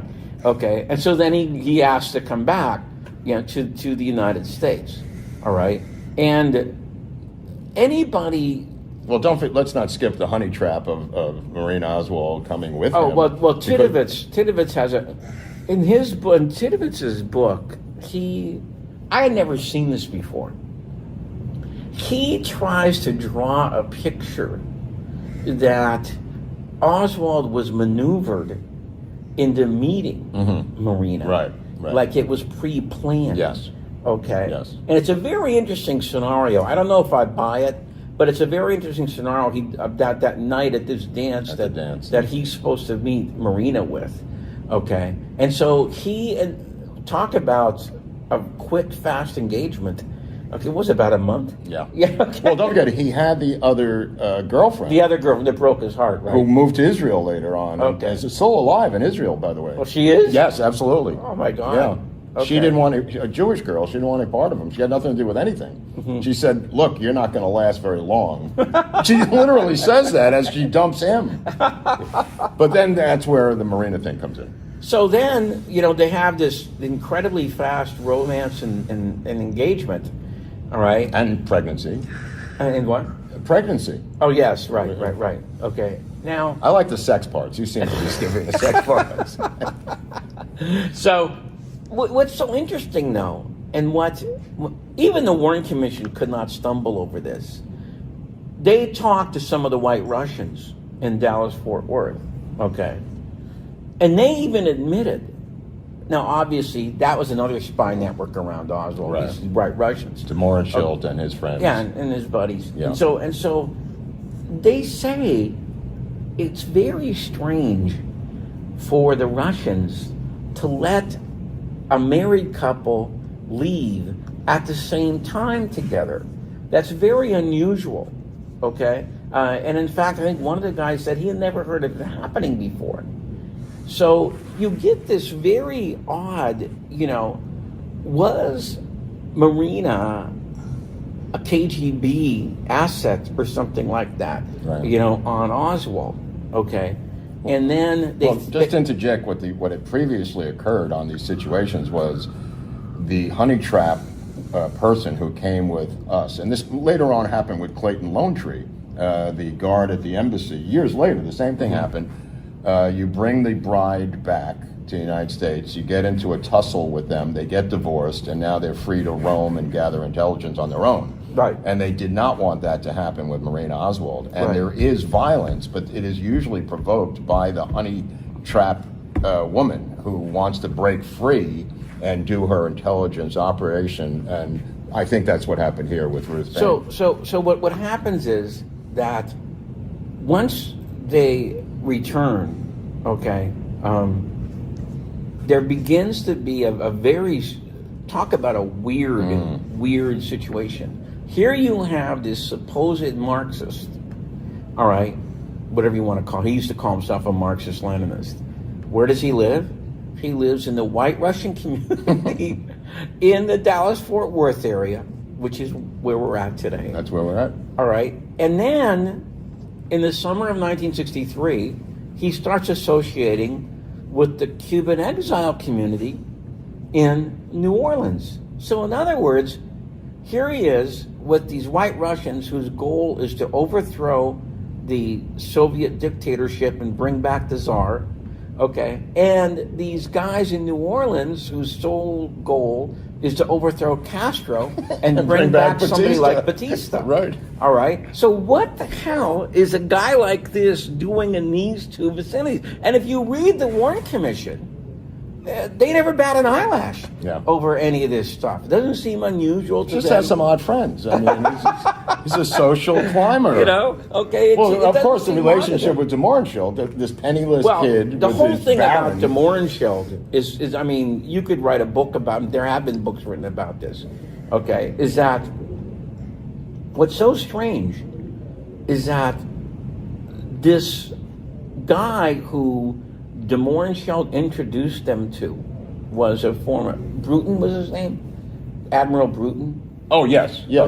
This Bruton. guy is running Collins Radio. Oh, that's right. That's Okay. right. Yes, I forgot about Bruton. He's running Collins Radio, which is a spook radio. And I'm going to get to that. Okay. Okay. Yeah. All right. Yeah. And this is one of the first people that de Mohrenschildt introduces them to. All right. Now, what makes this so unbelievably strange is that on the day of the assassination, you have reports that this Carl Mather guy was apparently in a car with Oswald. Okay. Now, Carl Mather is an employee. I'm going to get to that. Okay, just so we know. Go ahead. Yeah. Now, he happens to work for Collins Radio. That's right. That's right. So you have these bookends, okay, of Bruton at Collins Radio with Mather at Collins Radio. And to top it off, I believe I'm right about this, Mather and his wife knew Tippit and his wife, and they go to her house that day. That's right. That's right. That is a weird, obscure fact. All right. Right. Not over yet. The guy who she then married, okay, also worked at Collins Radio. that Marina married. Yeah. Right. That she married Right. later. Everybody goes to Collins Radio. Now, the Collins Radio is... Now, this is just a coincidence, right? Yeah, the whole Collins Radio angle has never been explored. I mean, that is a great side episode. All right. So now, who's Collins Radio? Collins Radio had all these kinds of contracts, recording, sound with the CIA, with the Pentagon, etc. It's very clearly part of the military-industrial complex, and they got really big later on. Okay. So, you know, you just, this is what you have in this case. Well, don't forget, Can all these things be a coincidence? Can all these... How about the Cuban Missile Crisis? He's a Jagger Childs mapping out Cuba. Yes. You know? Right. Yeah. Okay, so this was the strangest communist of all time. All right. 24 years old when he dies. He's a baby. Yeah. He's a baby. The most complex 24-year-old. Now, did you ever hear that he went to a safe house in Rotterdam and he had the diary? In fact, some guy who wrote a book he actually had me write the introduction for it. Okay, and he said that the diary taped to his chest. He believes that there was a stop in the Netherlands. In Rotterdam, I think it was. And so he thinks that Oswald was debriefed at that time. Yeah. Yeah. Oh, that's That was a interesting. very interesting story. I yeah. know. I've never heard that again. I mean, it's in my script, by the way. I dramatized the entire thing. Mm-hmm. So, I mean, that's where he gives him the diary that's taped to his stomach because they're checked on the train. He talked about that. Right, okay, The whole yeah. train ride in, yeah. The whole train ride in. And the diary is essentially human intelligence, Mm-hmm. which is what we needed back then because there's no satellite technology. Right. What he was doing was seeing how the trains run. How do you buy something in a department store? How much do you pay? When did the train... But he was also doing a report on the radio factory. That too. That He also took some photos with his Minox camera of Right. their military... Some very strange photos. Right, Yeah, right. Well, it seems like everybody had a Minox camera back then. Because I recently saw newsreel footage from WFAU, which Okay. is up at Baylor, showing a parade in Dallas where Jack Ruby is with George Senator, and there's a jazz band on a flatbed truck with a beautiful black woman singing who worked in the carousel with this band. It was a house band. And there's no sound to this footage, recently released, literally 2 months ago. And in the footage is Jack Ruby with George Senator playing both of them with a Minox camera. Oh my God. In That's that, interesting. Yes, passing it back and forth, and George Senator's going like, "Look how it works," you know. And Ruby's got his hat off, and he's playing with his hair, you know, combing his limited hair back. The cigarette box camera. Right. Okay, it was about this big. Okay, and it was usually very expensive for that time. All right, and it was not easy to get the film developed either, you know. And so we could. You already talked about that probably with when you talked about the pains. Yeah. Mark has one. I have one myself. Oh, you did. Oh yeah, but I'll also indicate that. Well, this is 2022. Exactly, but I found ads from Dallas, ads in the newspaper, full page ads from Neiman Marcus selling the camera like it was beautiful ads, beautiful sketched ads showing upscale people buying the camera, and it was $300. Can you imagine Oswald in a Neiman Marcus store? No, I can't, and he was obviously given the camera at a different point. But I think they would have kicked him out. it was for sale in Neiman Marcus. Yeah. Okay. Wow. What is the deal with Payne's husband? Did you talk about the Minix camera caper? Yes. When Max was here? Yes. Yeah, he didn't put that in his movie. I talked about it, and we had our own separate episodes on Ruth Payne. We did too. Okay. I talked about it. That is one of the most incriminating things that you can say about Ruth and Michael Payne. Yes. The whole Minix camera caper. Yes. And these, of course, now... Well, they're assigned to him now. I mean, Michael wait Payne a is second. taking him to... I was just going to say this. Yeah, go ahead. DeMorenschelt is obviously the guy who was... he later said this. He later said that, look, I would have never met Oswald. Okay? The reason I met Oswald because J. Walton Moore asked me. J. Walton Moore being the CIA chief in Dallas, Texas. All right. That's why I met Lee Harvey Oswald. Why would I meet a guy like that? You know? And so what happens then, of course, is that after he traipses around with Marina and Lee, he then leaves for Haiti. Okay? And he has a little gathering in which he invites Ruth and Michael Payne. And this is how DeMorenschelt passes off Marina and Lee to the Paynes. Then he goes to Haiti. Well, don't forget the quid pro quo of going to Haiti with the oil. I was just going to say Oh, that. okay, go ahead. Okay. Yeah. Somehow, some way, he gets something like $285,000 deposited. Now, that might not sound like a lot of money today, because here we are in 2022, but it would be the equivalent of about 2.8 million. Okay. Yeah. You know, Huge back amount. then. Huge. All right. You know, gasoline was 20 cents a gallon, cigarettes were 40 cents a pack, that kind of thing. You know. So then he goes to Haiti, and they are cleared, of course. Before they go there, they visit military intelligence and the CIA, etc. Okay, and they're there for the assassination. All right, and so it seems to most people, you know, who try and look at this objectively, like this might have been a kind of pre-planned handoff, okay, from DeMorenschelt to Ruth and Michael Payne. Now, can we prove that? Probably not. Okay, but it just looks that way circumstantially. All right. Well, he testified for a long time before the Warren Commission, as did Ruth Payne. Wait a minute. Yeah. Ruth, if you take a look Who's the at Ruth longest? and Michael Payne's testimony, Yeah. it's 6,000. It's over Yeah. 6,000 questions. She's number one, right? Or And yeah, I think next to length. Marina Oswald. oh, right. Okay. Okay. Yeah. Yeah. All right. In total length, All right, so she's a meaningless character. I mean, she's just testifying Right. for days. And there's all kinds of. You already done a show about it, so we don't have to go there. All right. Now, getting back to our film, JFK Revisited and the book. And the book, more importantly, Okay. the book. Skyhorse Publishing. Okay. One of the things that there were 3 keystones that I tried to make an archway with the script in the pre-planning of the script, which I thought were very, very strong pieces of evidence that you could use in a courtroom. They were, number one, the secretaries on the 4th floor, which you had Barry Ernest. Did you have Barry Ernest on? Not yet. Oh, No, you haven't? Okay. I All thought right. so. This is the girl. Barry Ernest wrote a book called The Girl on the Stairs. Fairly recently. Yes. Yeah. And that's focused on Victoria Adams. Yes. But it also had parts of it about Sandra Stiles and Garner. These are secretaries within the Texas School Book Depository Right, building. on the 4th floor of the Texas School Book just for Depository. people at home. Yeah. So that was going to be one of my keystones.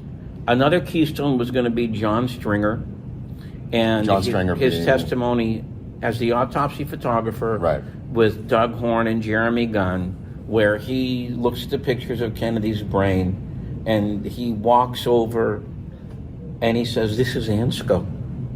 I didn't use Ansco. I used Kodak." This is the film stock. Right. That And then he identified. says, "You see these little numbers here at the bottom? This was a press pack. It's a series. I didn't do that."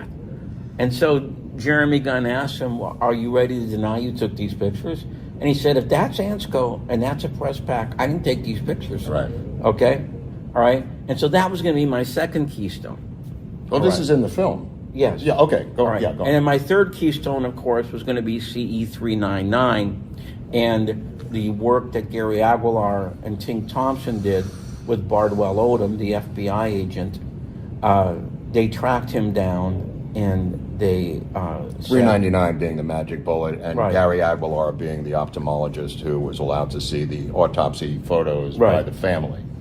Now, and Tink Thompson's a private investigator, so he found Bardwell Odom because they wanted to find him because in the FBI documents there in the Warren Commission, it says that he showed the bullet to the 2 people who originally found it, Tomlinson and Wright, okay, at Parkland Hospital. And the problem that Gary had is, This is the chain of custody portion. Yeah, this is the On beginning. the This magic is the bullet, very right? Just for beginning, people yeah. at home. Just All for right. people at home. And so the problem Gary had is that, well, where's the report? Where's the 302 report of his interview with those 2 people? And so he goes down to the National Archives, says, "Give me every 302 report by Bardwell Odom." Okay, it's not there.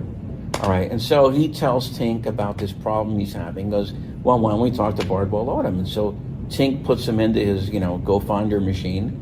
All right, and he finds out where Bardwell Odom is, and they go down, and Bardwell Odom says, "I never showed that bullet to anybody." Wow. He goes, "And if I would have showed that to O.P. Wright, I sure as hell would have remembered because I knew O.P. Wright because he used to work for the sheriff's office. All right, and I would have damn be sure have written a report about that for CYA. Okay, I would have written a report. Believe me, I know the way Hoover was about this stuff. So no, I know. And so here you have a very serious problem. The provenance of CE 399. Was it the bullet? Okay, was it the bullet that was really The found film that day? clearly blows up the chain of custody on 399, Yes. which is one of the best parts of the film. Thank you. It really is. It's just one of the great All right. parts. So of the film. I decided those would be the 3, and then we have that magic moment, which with Henry Lee. Okay, which is that was Henry Lee, the coroner. no. Henry Lee is the leading Criminalist. crime reconstruction guy there is in the United States. Did he invent And- blood splatter evidence, or? He's the best that there is. Okay. Okay, and so he calls me up one day and says, Jim. I go, yeah. Henry Lee. I go, great. Are you in LA? He goes, yeah. Can you come down and go over some of the questions you're going to ask me? And I go, sure. Now, if you live in LA and you understand the traffic situation and that I live in Burbank, you'll understand the humor in what I'm going to say next. And I go, where are you? And he goes, Malibu.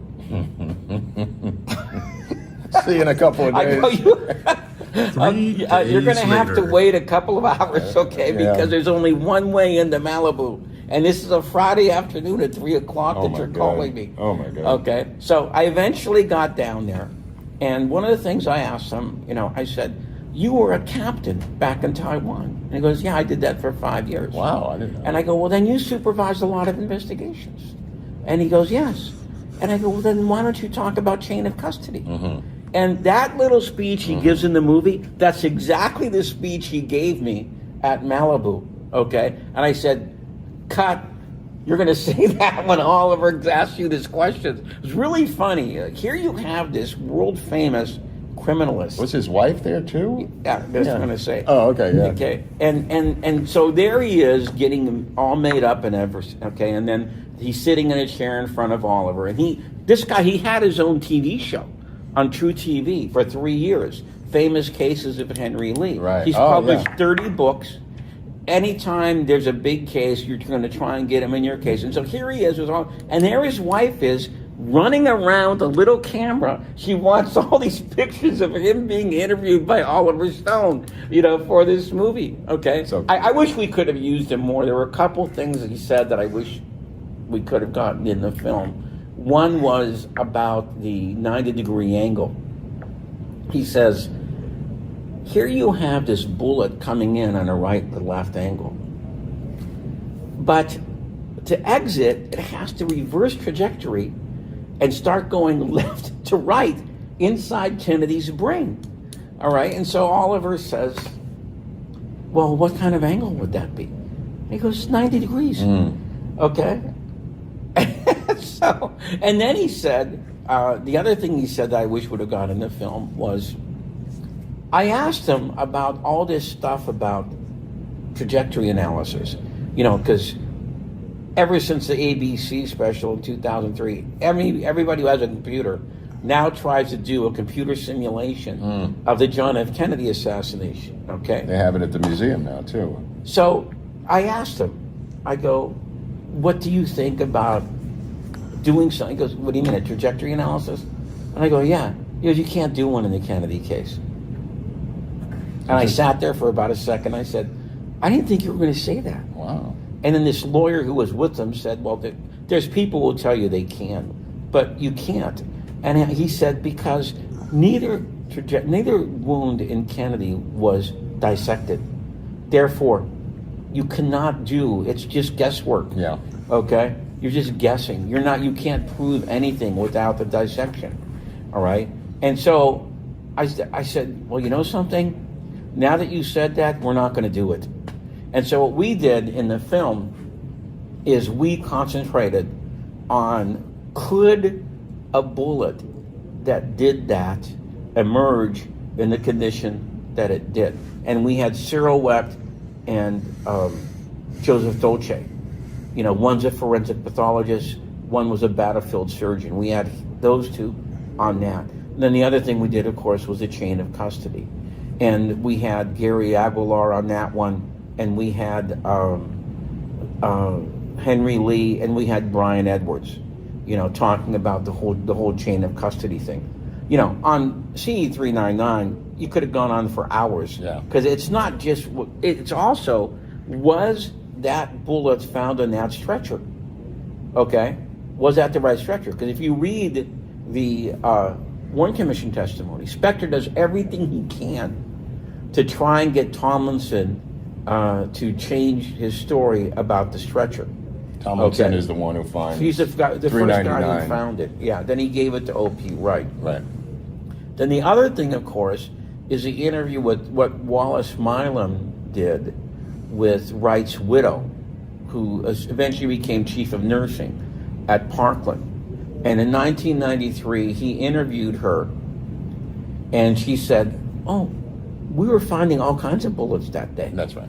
And so he goes, "What?" He goes, "Yeah, well, that wasn't the only bullet we found." Right. You know, that we found. So I think one implication of that is, come hell or high water, they were going to get a bullet found on some I think gurney. FBI agent Barrett with Buddy Walters finds one in the grass. Yeah, right. He found a bullet also. And yeah. he took that to D.C. Right. on a jet Yeah. plane. Yeah. Wow. So here you have, you know, if again, like I said earlier, if you had the real rules of evidence, okay, that you have evidence and testimony, you know, the Warren Commission story wouldn't even get off the ground, okay, and so those are three of the things that we tried to. Another thing we tried to do was Berkeley.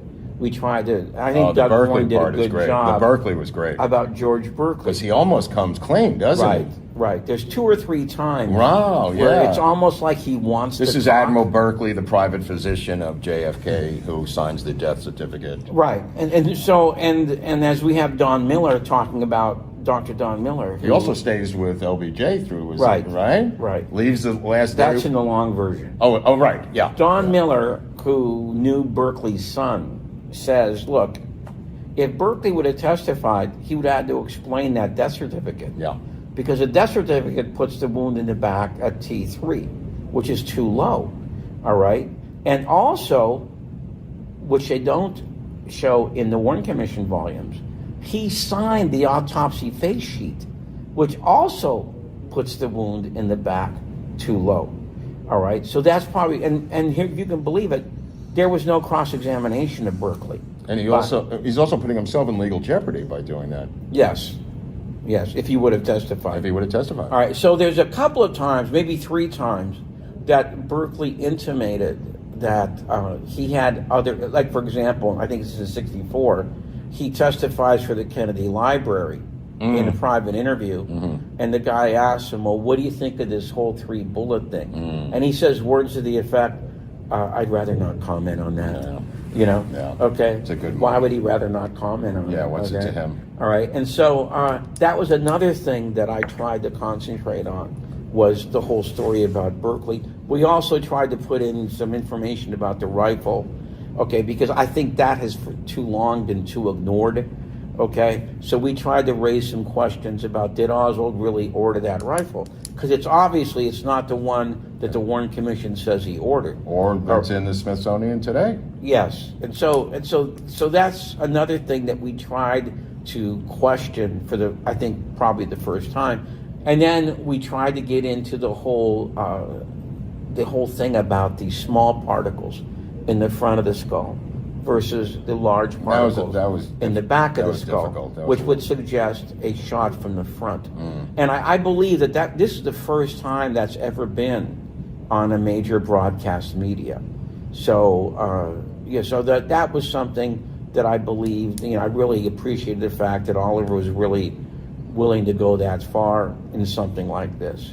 The only disagreement that we had about what I wanted to put in versus what finally got in, the one time that we had a disagreement was I wanted to put in the 6.5 millimeter fragment. Okay, in case your listeners don't know what this is. Right. When the Ramsey-Clark panel convened in 1968, This was the Attorney General under LBJ Yes. who convened he put the Clark together panel. a medical panel. Right. And for the first time on the x-rays, they said that we see this 6.5 millimeter fragment in the back of the skull. Now, why is that important? First of all, it's clear as day if you look at the x-ray, but none of the autopsy doctors Mention it. and neither of the FBI agents denied at the morgue said they saw it. They didn't see it. It's very hard to miss. This is Silbert and O'Neill. Siebert and O'Neill and the 3 and- autopsy doctors, Fink, in Boswell, Bethesda, yeah. and Humes. Yeah. How could they not see it? They examined It looks clear in the X-rays. film. Yeah. Yeah. And so the other problem is that it just 6.5 millimeters just happens to match the Western Cartridge Company bullets for that particular rifle. So here you had smoking gun. prima facie evidence Yeah. that this rifle fired this bullet into Kennedy's, and nobody saw it the night of the autopsy. So the Ramsey Clark panel. So what I wanted to do is I wanted to put that forth, and I wanted to label that section as the second magic bullet. Because if you believe this story that the Warren Commission is trying to sell you, this projectile that hits Kennedy in the back of the skull goes through his head, comes out the right side of his temple near above the right ear, above and to the right of the right ear. It blasts forward into the front of the car, and the head of the bullet and the base of the bullet land in the front seat. Now here's the problem that the 6.5 millimeter created. All right, that has to be from the middle of the bullet. If you got the head of the bullet and the base of the bullet over here, so how on earth did this bullet break into three parts, Right. and somehow the base of the bullet elevated itself or de-elevated itself and went around the middle of the bullet and traveled forward right on the tail of the front of the bullet and landed in the front At seat. Kellerman's feet. And so I had this all planned out, how I wanted the animation and everything, and labeling it the second magic bullet. Everybody knows about the first magic bullet. Right. But how many people know about the second magic bullet? Now, and here's my question. Yeah. How the hell can you have two magic bullets in 6 seconds in the same murder case? That's ridiculous. Okay. That's ridiculous. Let me ask you something about the Connolly shooting, because with trajectory, same thing you're talking about. Nobody ever gets into the fact that when you get rid of the magic bullet, take it off the table and say it's crazy crap, who and what shoots Connolly?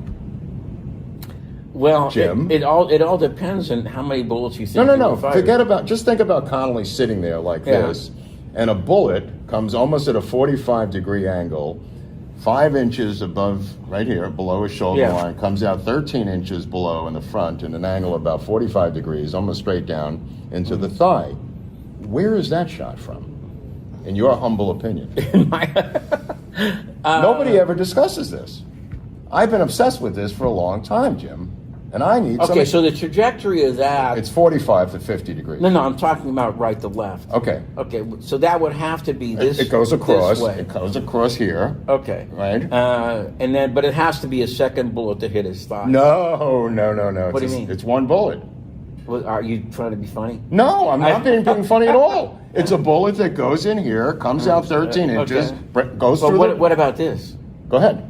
Well, you're supposed to believe that it smashed his wrist. Right. Okay, which is, as Cyril Wecht likes to say, is one of the hardest bones in the body. Yeah. All right. And then somehow it goes this way.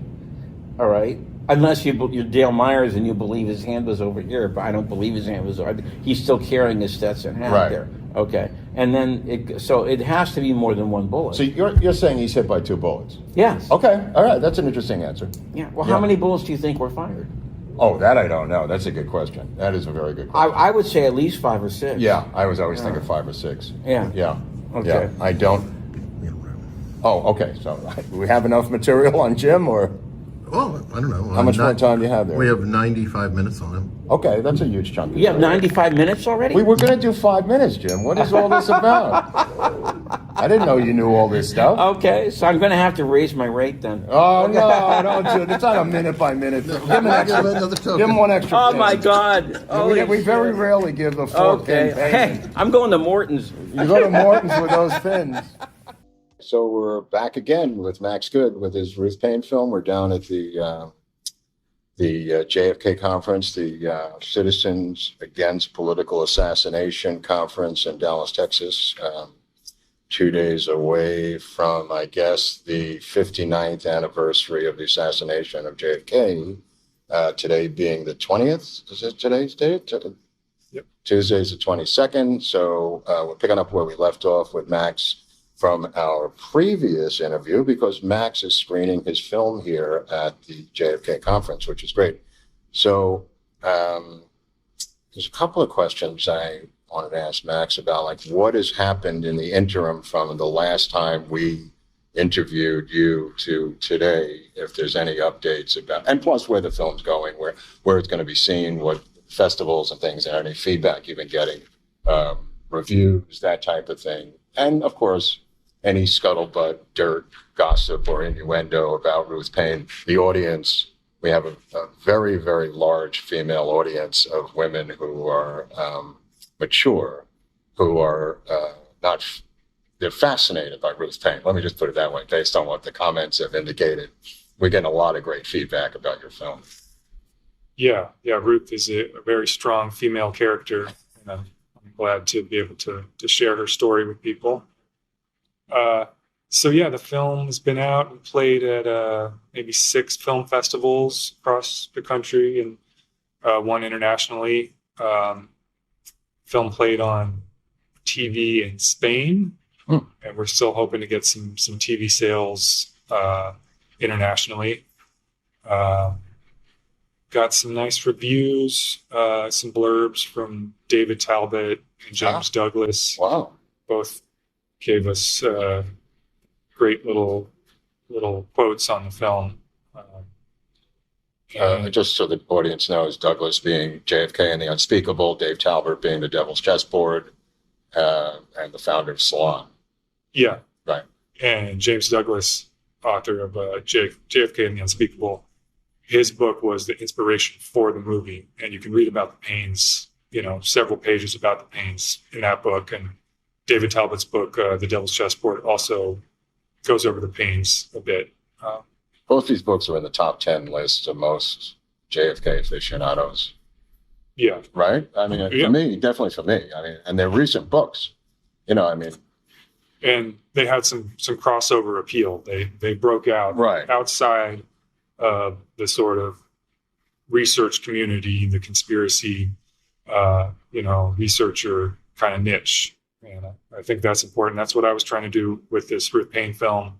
I thought maybe we can reach bigger audiences, younger people who would watch maybe a true crime documentary, but, might not have that big of an interest in the assassination.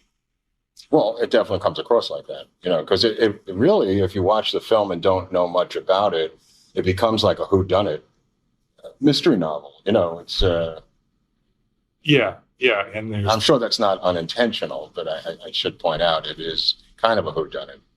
Yeah, and it's meant to be factual. It's not sensationalistic, but I wanted that tension in the viewing experience of, is this person telling the truth? Are they lying? All these people who are weighing in on either side, which of them do I trust? And what do I really believe in the end? One of the most exciting things that's happened is I heard that Ruth Paine finally watched the film. And I had heard before that she wasn't interested in watching the film. So that sounds insane. I gave up on it. Right. I'm not in touch with her anymore. At a certain point, she told me she didn't want to do any more interviews and she didn't really want to be involved in the project. So I respected that. Never really contacted her after that. But I heard through the grapevine that she finally watched the film, and there was a quote this person gave that Ruth said about the film. It was, "Well done, but powerfully awful." And That's a full quote for the century. Yeah, I'm going to take that as a compliment, as a plug for the film. Mm-hmm. Well done. That's pretty good, and powerfully awful. I mean, it's powerful. So, yeah, sure. You could clip that off, the awful part. Well done and powerful. Powerful, says David Denby of the New York Times. And there was an article in the Dallas Morning News about Ruth just a few days ago. People can look it up. And she also talked about the film, said it was fairly professionally done. But she also has some complaints about it. One of them seems to be around the Walker shooting, which is kind of her pet topic. She always brings up the Walker shooting. Anybody comes to talk to her, That's kind of how she screens people. She asks them if they know about the Walker shooting.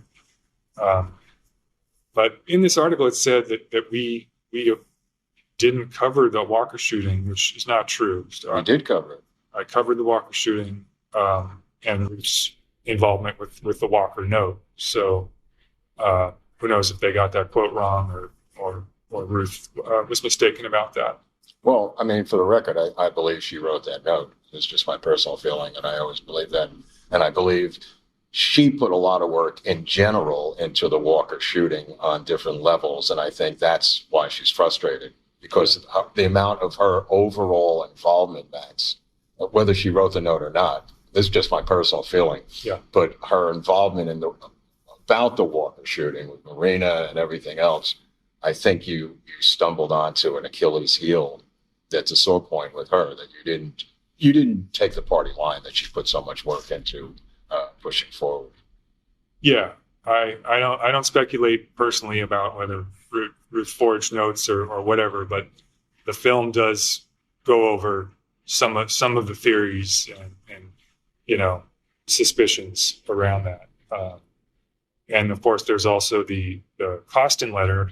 People often get these two confused. There's the Walker note and the Costin letter, which she was both involved in discovering both of these things. Right.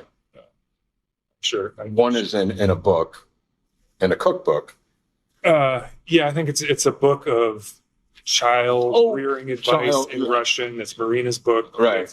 She forgot, and the police and the FBI didn't, confiscate when they searched the home. Right, and it stumbles out when she brings it, or she has it sent by the Secret Service to Marina. Yeah, that's the story. Ruth discovers this book and thinks, Marina might want her book back, so she gives it to. Oh, feeling. What I wanted to ask Max was, what was the content of that letter? The one that was the Walker note? Not the Walker note, the other one. The Costin letter? Yeah. The Costin letter is the letter Oswald allegedly wrote to the Soviet embassy in D.C. And it's like asking for help and establishing that he kind of has a relationship with them. And a lot of people think that letter is forged, or maybe that he was told to write that letter as part of some operation, because it doesn't add up really. Is it handwritten or is it typed?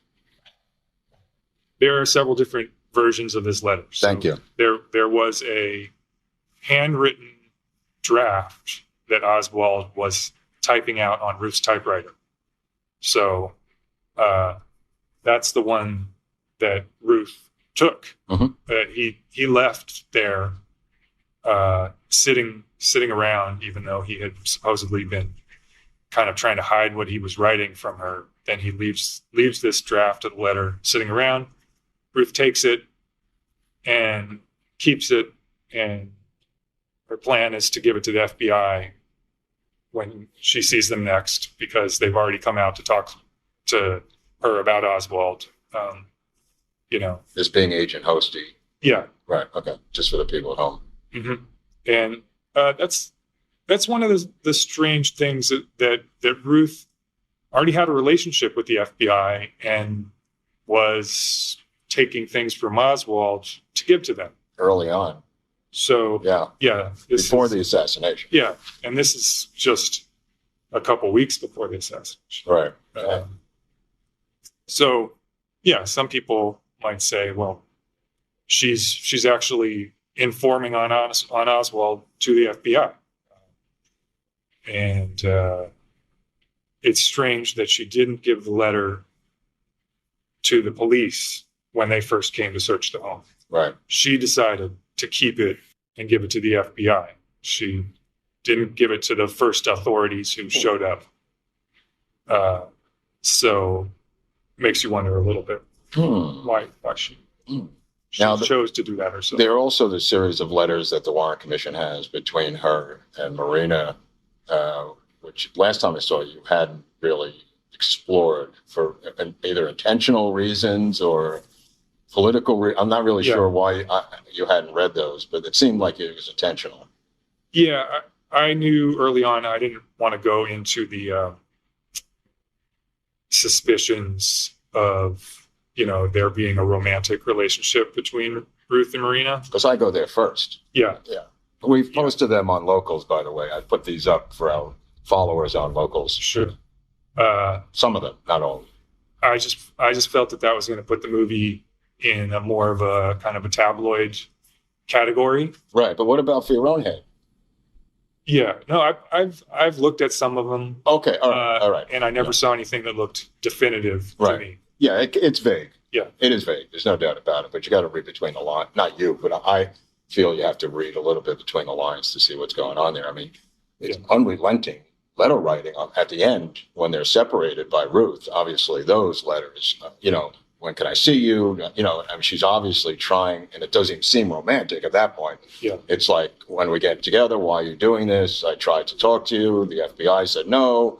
And then, of course, the famous lines by Marina that she was told by the Secret Service not to interact with Ruth Payne, that she may be an intelligence-related person. Yeah. Is that true, or? Yeah, well, Marina. No, it's true, but Marina testified. Yeah, Marina testified in the Garrison trial, and there's some question over whether she knew what they meant by the question, or if they put words in her mouth. But if you read the transcript, it does look like Marina is saying, the Secret Service told me that Ruth was affiliated or sympathetic with the CIA. That's in the transcript. Right, I've got the same impression from that. I've read the transcripts. Okay, so she's at home, and then Michael, who was kind of in the documentary briefly, eventually passes away, obviously, in the course of the making of the film, from what I gather. Yeah. He seemed to be handling Oswald while his wife was handling Marina. Was that the impression that he's taking him to ACLU meetings, he's taking him to Walker rallies. What is Michael Payne doing, in your opinion? Yeah, Michael Payne is hanging out with Oswald while Ruth is hanging out with Marina. Right. And they're both separated from their wives. Yeah. They both have tiny children. Yeah. It's odd, but I guess they sort of befriend them as a couple, even though Ruth and Michael are separated. But yeah, the fact that Oswald and Michael Payne went to these right-wing and left-wing meetings together is highly suspicious. Michael Payne even admitted in an earlier interview that Oswald said that he was spying on these groups. Right. Yeah. So, and he's spying on Oswald. Who knows? And they both seem to have him and him's matching Minox cameras, right, Max? Yeah. Can you explain that? Or? The Minox camera is a story that never made it into the film. I cut a scene. That's one of the deleted scenes, and you can see it on my Patreon account. Look me up on Patreon. That's good. Right on. And there are many deleted scenes. There's a good to know full interview of Ruth and other stuff from the movie. Yeah, the Minox camera escapade was too convoluted to put in the film, I thought. But it's a spy camera, miniature spy camera. They both had one. Well, at first it was understood that it was Oswald's. Right. And then it was on an inventory of stuff that was confiscated. And then once it gets to the FBI, they say there is no camera. And then somehow, eventually, Michael and Ruth produce a camera and say it was Michael's camera all along. But what had been taken before was just a light meter. Right. Goes to the FBI and comes back without the camera on the inventory list, but the light meter's on the inventory list. And I think a couple of Dallas police detectives were very upset about it. Possibly Guy Rose and a couple of others were not buying it. Yeah. I think it's Gus Rose. Gus Rose, I'm sorry. Yeah. he never recanted. He always said, yes, Right. it was a Minox camera we found. And Gus he, Rose. these were, trained police officers. They should know the difference between a light meter and a camera. To complicate matters, there is a photo of the evidence that was taken Yes. from the Ruth Payne home. Yes. It's all laid out on the ground, and you can find it online. And it's hard to find the Minox camera. You see the case for it in this photo, and maybe the camera's underneath the case. You do see the light meter, I think. But, this just caused more confusion, because if the camera had been in that photo, it would have been more of a slam dunk, and maybe I would have included it in the film if Right. the camera was clearly, obviously in that photo. But I don't think it is. It's a weird thing about Gus Rose, because he does 2 lie detector tests on Buell Wesley Frazier, and he's the arresting detective of Frazier, who brings him in twice, threatens him with the electric chair over the curtain rod incident. The only reason I mention that is because Gus Rose is going to come back years later in a film by an unusual director named Errol Morris, in a film called A Thin Blue Line, framing an innocent man in that film. And when I saw him, when that first came out, I was shocked that this was the same guy. And I had to go back to make sure that it was the original detective from the JFK assassination, where Errol Morris in A Thin Blue Line clearly shows how he framed this innocent man in that film. I'm like, you must know this. Yes. Okay. I just want to have somebody else that I'm not crazy. Yeah, same guy. Same guy. And this, this may impugn the credibility of Gus Rose. Maybe. Possibly. So maybe you don't believe what he says about the Minox camera. Right. These issues are complicated. They're complicated. I interviewed Wesley Buell Frazier, and that interview is up on my Patreon. Also, it didn't make it into the film, but he's an interesting character because not only did he give Oswald a ride to work on the day of the assassination, and in the weeks before that, but it was his sister, Linnie Mae Randall, who lived down the block from Ruth, who supposedly told Ruth and Marina about this job Opportunity. at the book depository. Right. Yeah, she's suspect also, because the mother in a FBI 302 memo says that Oswald's hands were empty when he got up into the driveway to get into her son's car, looking out the window over the sink in the kitchen. And then when Oswald shows up at the school book depository, the foreman there on the loading dock says his hands are empty going to work in the morning after being dropped off from the car by Frazier. So it's the only people who back each other are Frazier and his sister. But the other two don't even know each other, and they contradict both Frazier and his sister, and it's their own mother.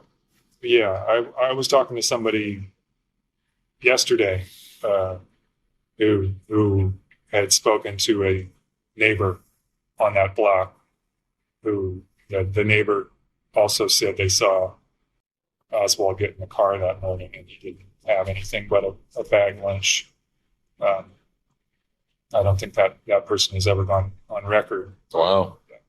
Well, Frazier said he was an expert on curtain rods. Remember that? That he worked in a summer job that handled curtain rods, and he had to inventory them all the time. Really? I didn't know. It's in his book. I mean, I didn't know it either. It's in his book. When I saw Frazier, he was in Dealey Plaza on the anniversary of the assassination a few years ago, and he was selling signed curtain rods. Oh my God. Oh Jesus. Yeah. Oh my. Well, he indicates the book is written by 3 guys, Russo and 2 others from the School Book Depository Museum. In the book, he says this, that they emailed him questions and he answered the questions, and they physically wrote the book themselves. Yeah. So it's not like a straight memoir. And there's some sort of twist at the end where he claims to have seen a guy get out of a car in front of the School Book Depository and load looks like a rifle bag into a trunk. But very sketchy details on that, but it seems to come out of nowhere in the book near the end, Yeah. That he claims that Oswald, his opinion now is that he didn't act alone. Yeah. So in general, we're getting great response to the film. It's a tiny minority, of people who've been complaining and saying that it's, What? defaming Ruth, or Oh, it's give me a break. one of the few bad reviews we have on Amazon is somebody said disgraceful abuse of an elderly person. I've gotten that just a couple times, but that's like, less than 5% of the people have that reaction. In general, everybody thinks, the film was even-handed and respectful to Ruth and truthful. So, I'm proud of that. Now, in the film, you talk about, maybe you can explain to the audience, the file cabinets. Not the cabinets, but the file boxes. Maybe we can elaborate on that a little bit. And the guy who is in charge of the file boxes, whoever that cat is. Yeah. So, just for the audience at home, the file boxes that were seized by the Dallas police allegedly held the names of left-leaning students in the Dallas area that Michael Payne allegedly was collecting. Am I correct in this, Max, roughly? That's a suspicion. Okay. That Michael or Ruth were involved in surveillance of the kind of radical left in Dallas, and that they had these files in these little file boxes. Well, how big were the file boxes? I mean, you show them briefly in the film. It's not a file cabinet report.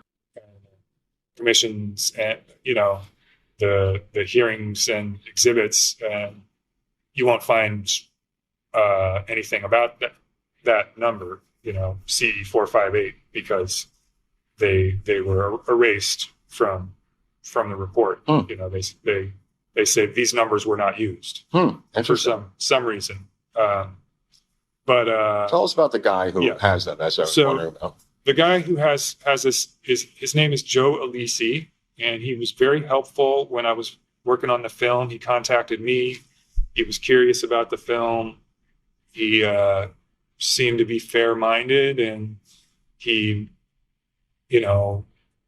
was happy to do an interview. He invited me up to his home and showed me all his JFK memorabilia, all the stuff that Ruth had given him. He's got binders full of photos signed by Ruth and Michael.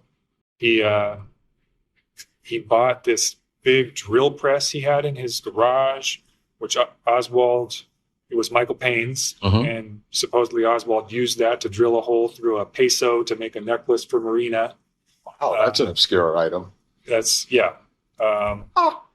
and he's got Ruth's FBI records that she got under the Freedom of Information Act. She gave them to him.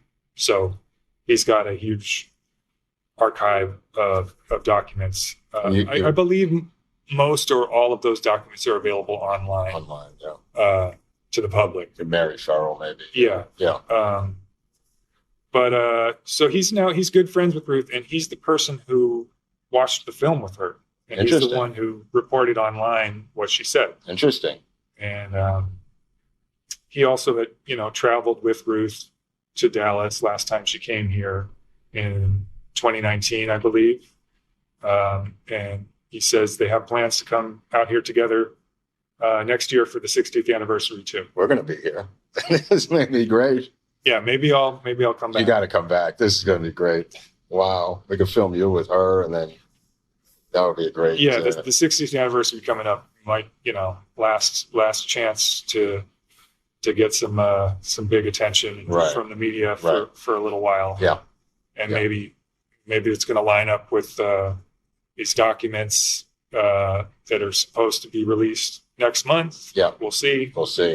And the guy last night was filing FOIA requests and letters to Biden about releasing them. So yeah, the lawyer from last night, I forget his name, but he was giving a speech about it. Yeah. But so this guy's become her handler, basically, is what you're implying.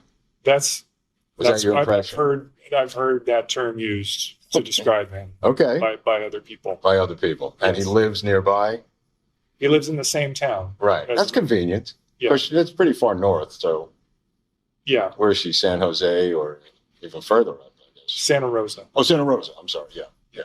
Now, just to go over this again, Chris Payne is not her son. Yeah, Chris Payne, who directed Who Killed the Electric Car, Right. is not Ruth Payne's son. That was a widely held belief that I came across from several people, including myself. Yeah. Yeah.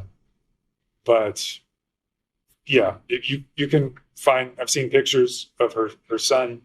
It's a different person. Okay. Yeah. Are they spooks also, or what do they do? Are they in media, or do you remember?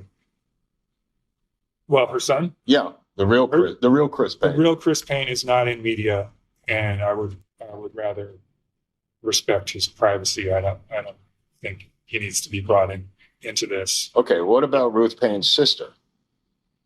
Ruth Payne's sister, Sylvia Hope, is part of the story. Right. She's fair game. Oh, she's fair game. Oh, thank you. She's in the JFK records. Sylvia Hyde Hope. As a CIA. As a CIA employee. Yeah, and you asked Ruth about it. Yeah. And her answer was. Yeah, maybe. Who knows? Maybe that could have been, the CIA might have been interested in something she was doing, but I don't know. Something along those lines. And Ruth Payne's sister, Sylvia Hope, was alive. I believe she's the older sister. She was alive when I spoke to her in 2016 or something like that on the phone. And I think she's still alive now. Right. But she was in the CIA directory for many years. What was the story behind the sister? She was a psychologist and was listed. Am I wrong? Or was she was listed in the local directory, Falls Church, Virginia, in 1961 as a CIA employee. And then there was a memo generated at CIA saying, look, the foreign intelligence agencies or something know this person worked for us. She was, listed as an employee. And so that's not, I don't think that's controversial at all anymore. No, that's sort of confirmed. But the father is somewhat controversial because he works for AID and he's down in South America. AID was a legendary front for the CIA. And you ask her about this in the movie. Sure. And Ruth admits, USAID was a common front for CIA people. And her family, her parents were fiercely anti-communist.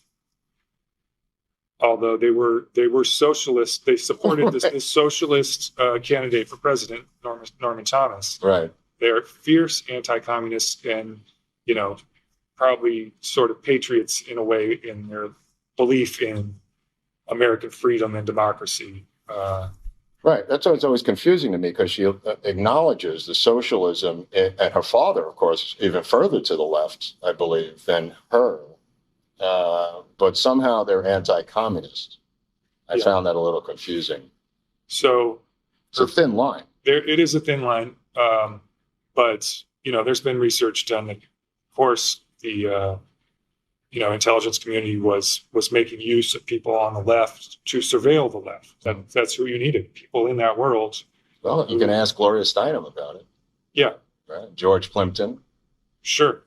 Many people, and I'm sure it's still happening across the board.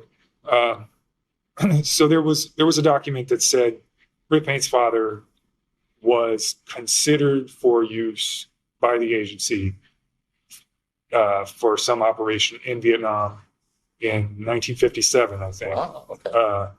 So we know that he was at least being, scouted out. Groomed or scouted. Yeah, as somebody who could work for the CIA. And we don't know much more about it. I always say there must be many more records on Ruth Payne's, on the Paynes and their families that aren't even part of the JFK records batch, that were never included.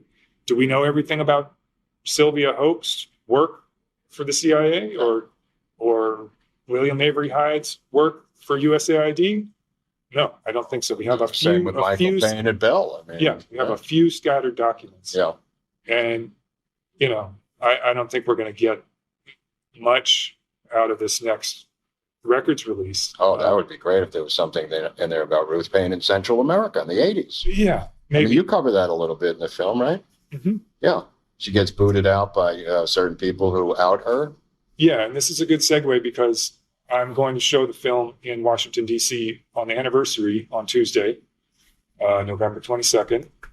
And with me there, who helped set up the screening, will be Sue Wheaton, who is the woman who worked with Ruth No. and suspected her down in Nicaragua. No, that's great. How did you find her?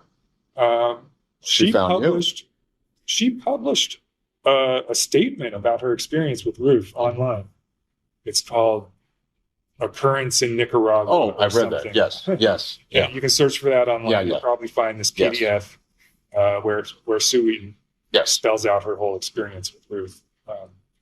But she was, you know, very open to speaking with me, and I interviewed her, you know, six years ago or something. Right. Are you going to have a Q&A afterwards? Yeah, we'll have a Q&A. We're having a screening at the Alamo Drafthouse Theater, Bryant Street in Mhm. DC, Tuesday the 22nd at 7 p.m.